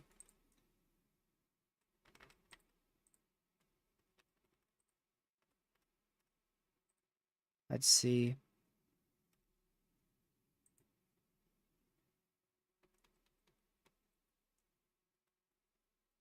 Oh, wow. Dude, that downtrended so much. Like 2 days ago, that sucker uptrended to almost a foot of snow being possible in far northern Illinois. Look at this. Look. This was 2 days ago. The NAM was saying a foot of snow in Chicago. And if you go to this morning's model run, right here, now that is a Virginia and North Carolina downtrend right there. Wow, I feel bad. Dude, Chicago can't get a good storm. I feel bad for any Chicago snow lovers out there.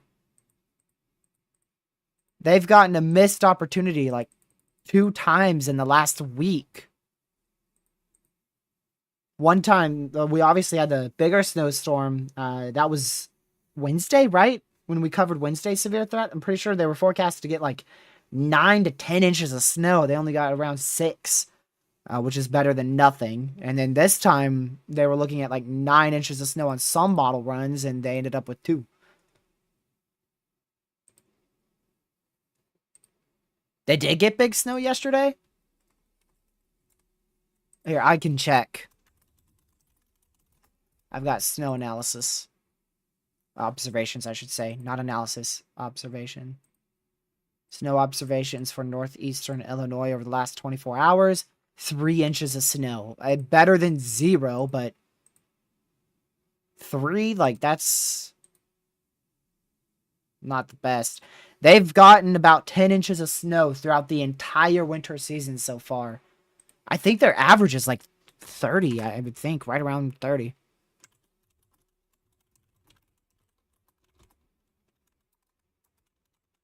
Let's see. Average snowfall per winter. 37 in Chicago, right around between 37 to 39 per winter season.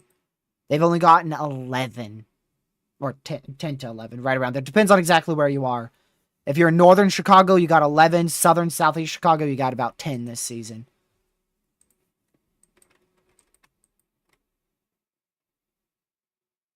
Wow. This winter has been wild. It has been wild. There really hasn't been a specific area that has had a well forecasted region for above average snow. The central U.S., that area is just about verified for their winter season. The Midwest is about average, excluding the northeastern Illinois. Something's going wrong with their lake effect machines. Of course, the southern U.S., friggin' 10 inches of snow in Florida. That wasn't forecasted. I didn't see anybody forecast that. In terms of forecasting the winter season, we put out our outlook. When did we do our outlook? November? I can't even remember, man. I forgot. It's been so long. But that QLCS is starting to move into the eastern side of our tornado watch now, so we should get a watch expansion here pretty soon from the Storm Prediction Center within the next 21 minutes, or rather 26. My bad, 26 minutes. For some reason, I thought that said 10:09.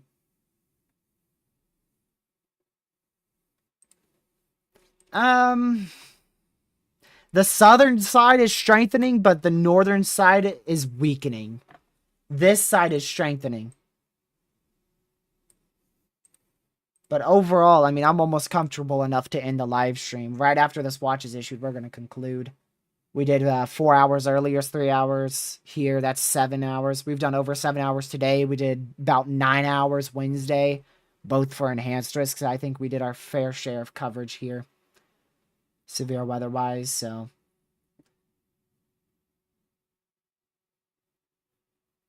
yeah, we got our weather-wise video out yesterday. I forgot.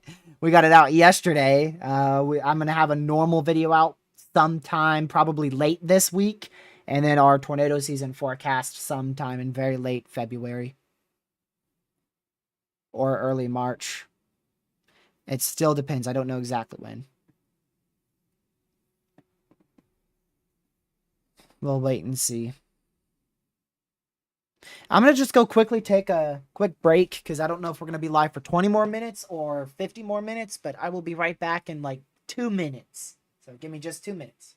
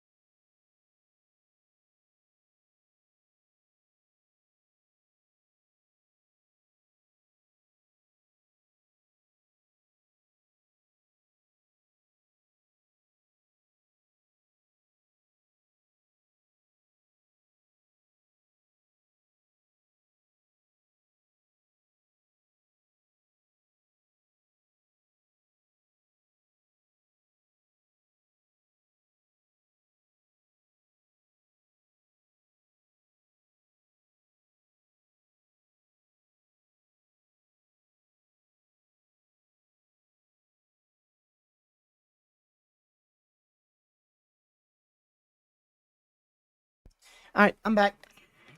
Yes, I disappeared. I actually forgot how long we were live Wednesday. I want to go check that. I had to go get up for a little bit. I haven't been up in over 3 hours, so I had to do that really quick. Let's go see.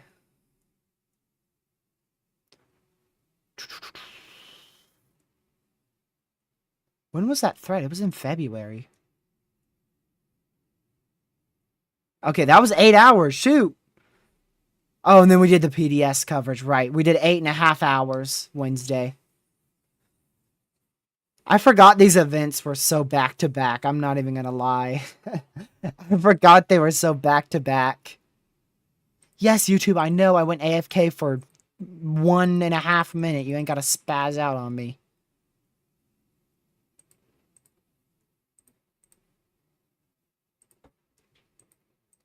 I did, like earlier in the day, I did get off to take a little, like, 2-hour break. Eat some supper and watch the first 2 stages of the race, and then tornado warnings popped off, came back up here.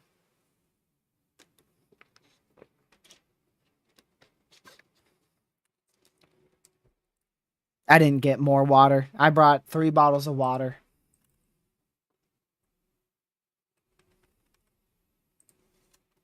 Typically, I'm pretty good at estimating how much water I need in a live stream. Oh. Keep an eye on that little area right there near Darnell in southwestern Kentucky. That could end up trying to spin up over the next 30 minutes or so. I don't know for sure, but we'll keep an eye on it.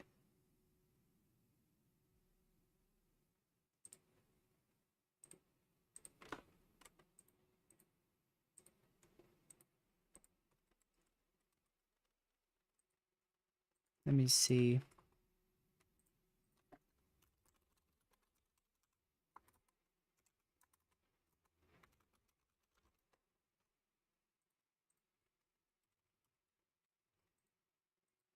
Looking at model runs for tomorrow's threat again.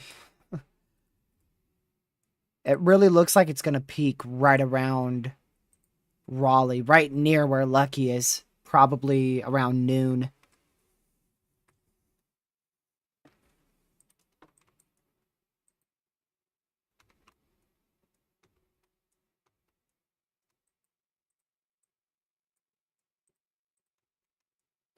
We'll see.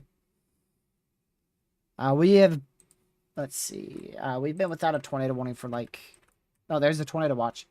It's been like 5 minutes. Probabilities 60, 40, 90, 10, 10%. 70-mile-per-hour winds likely. Okay. Yeah, we're going to sleep. 90 and 10 for wind. Wow. Wow, wow. That is absolutely crazy. That is such a low probability wind threat for SIG wind over 75 miles per hour. So 60-40 tornado watch, which is higher than the one we just went through. 90-10, so there's a very high chance for 60-mile-per-hour winds, but a lower chance for anything greater than 75. Then even small chance for some smaller hail. Wow.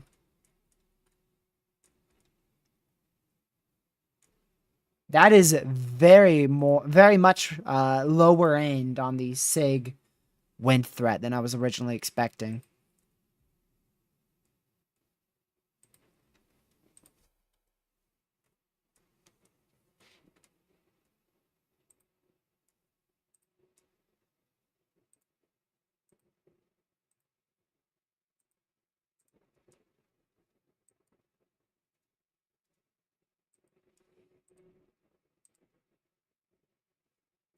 Let's see, I'm going to go over here.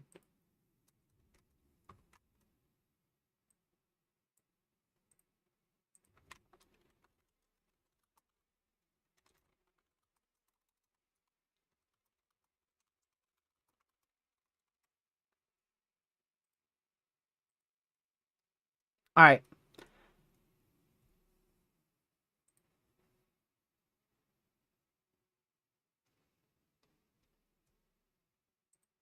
Well, we're probably going to go ahead and conclude here. Since there's no tornado warnings, we're going to conclude in 12 minutes. Start concluding in like 7. Just see if any of this stuff's really popping off. Thankfully, that's clustered, or that would actually be an issue right there. Yeah, I'm not going to stay up for this. I'm not, to be honest with you. Definitely, if you're on that southern side right here, stay hyperweather aware for widespread 60-mile-an-hour winds, isolated winds. Could get up to 70, 75. We may have a report up to 80, but I'm not too confident in seeing anything greater than 70 tonight. My confidence is continuing to decrease more and more.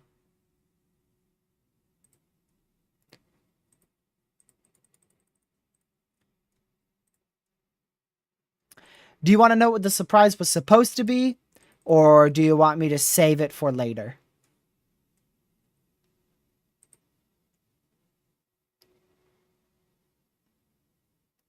Alright, see you later, Rockets. Thanks for tuning in.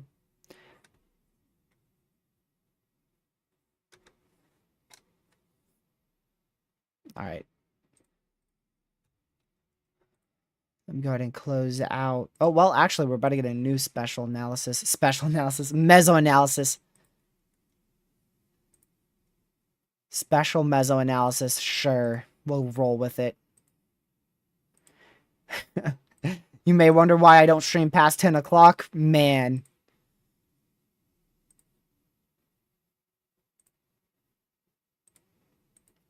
I'm telling you, after 10 o'clock, my words just go out the window.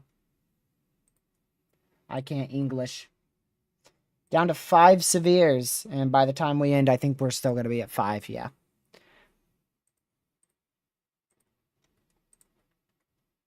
Fine, I'll just tell you. Lucky was supposed to come today.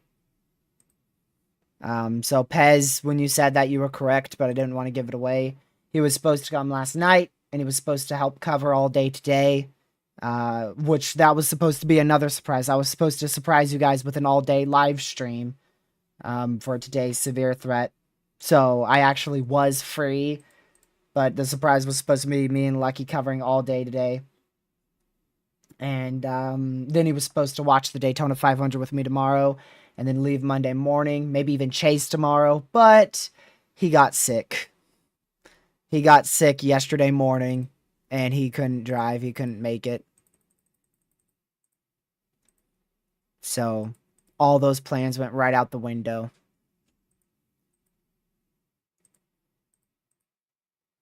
Bro got sick, and he does not get sick. He's sick once, maybe worst case scenario, 2 times a year. He doesn't get sick. So for him to get sick at that time, after I planned it for 3 weeks, we've been planning it. The severe threat wasn't planned. We didn't plan the severe threat. We planned for him to come over here for 3 weeks in advance. And the severe threat just happened to be on the day that we were most available. And do you want to know what's even crazier? The last time we had a day 6 risk, me and Lucky chased. Lucky was at my house on the last day 6 risk, and we ended up chasing it in Virginia. And then he planned to come again, and we got a day 6 risk for the day he was supposed to be here again. I just found that absolutely crazy as well.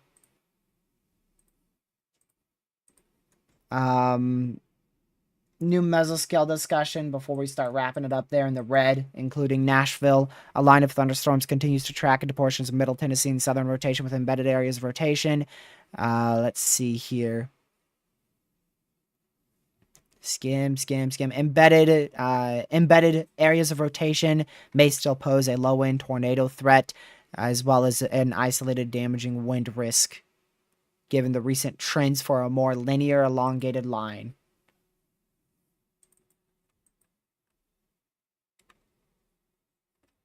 Man, look at this. They just issued the tornado watch. They already expanded it by 1 county. They just issued the thing. They already expanded it on us. So there's your big overnight tornado watch.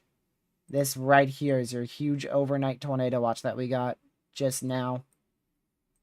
Goes all the way up from south central Tennessee through most of Alabama into western panhandle of Florida, including Pensacola, through much of southeastern southern Mississippi into extreme eastern Louisiana.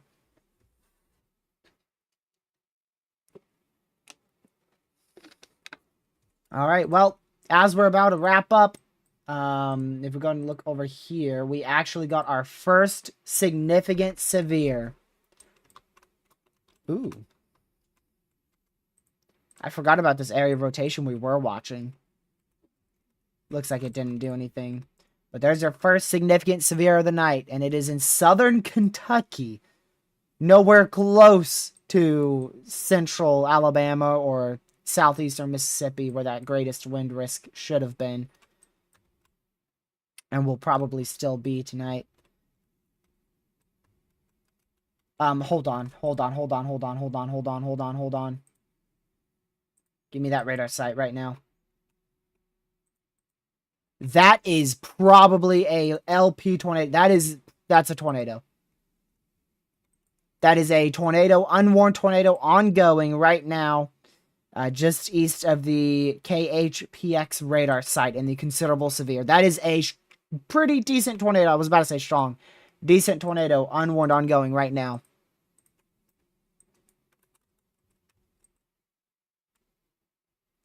And this scan's more skeptical, but this one I'm more confident in. And then it just broke apart. We just had a brief tornado spin up right there. I'm quite confident in it. All products confirm it. Go ahead and tweet it too.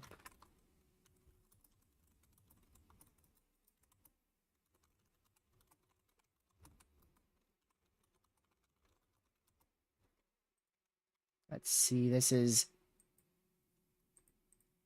Oops. Southeast of Allensville, Kentucky.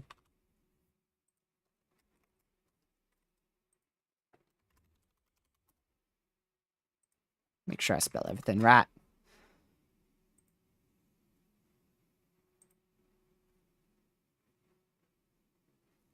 I definitely did not spell that town right. Gracious. There you go.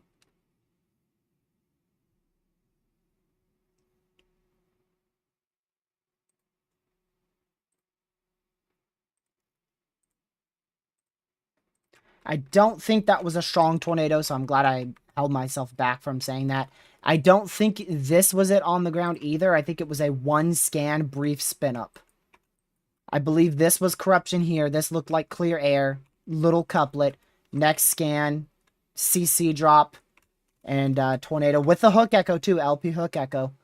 And again, just to help confirm all this, there's a reflectivity, velocity, NROT, CC, and spectrum width. So we did just have a brief tornado there. We are still going to conclude right now in about 15 seconds. So I appreciate you guys for tuning in. Make sure to leave a like on the way out. Subscribe to the channel with the notification bell set to all so you know when I go live or upload a video next. That is going to be it for this live stream. I won't be live again tonight. I'm heading off for the night. And I appreciate you guys for all the support today. Again, thank you, Mods from On Chat. Thank you, everyone, for being here. If anything else does happen tonight, I may end up tweeting about it because that's much quicker. But there's a good chance I won't even be on any electronics for the rest of the night. So I'll see you guys in the next one. Stay safe, watch severe weather. Catch you in the next one. Goodbye.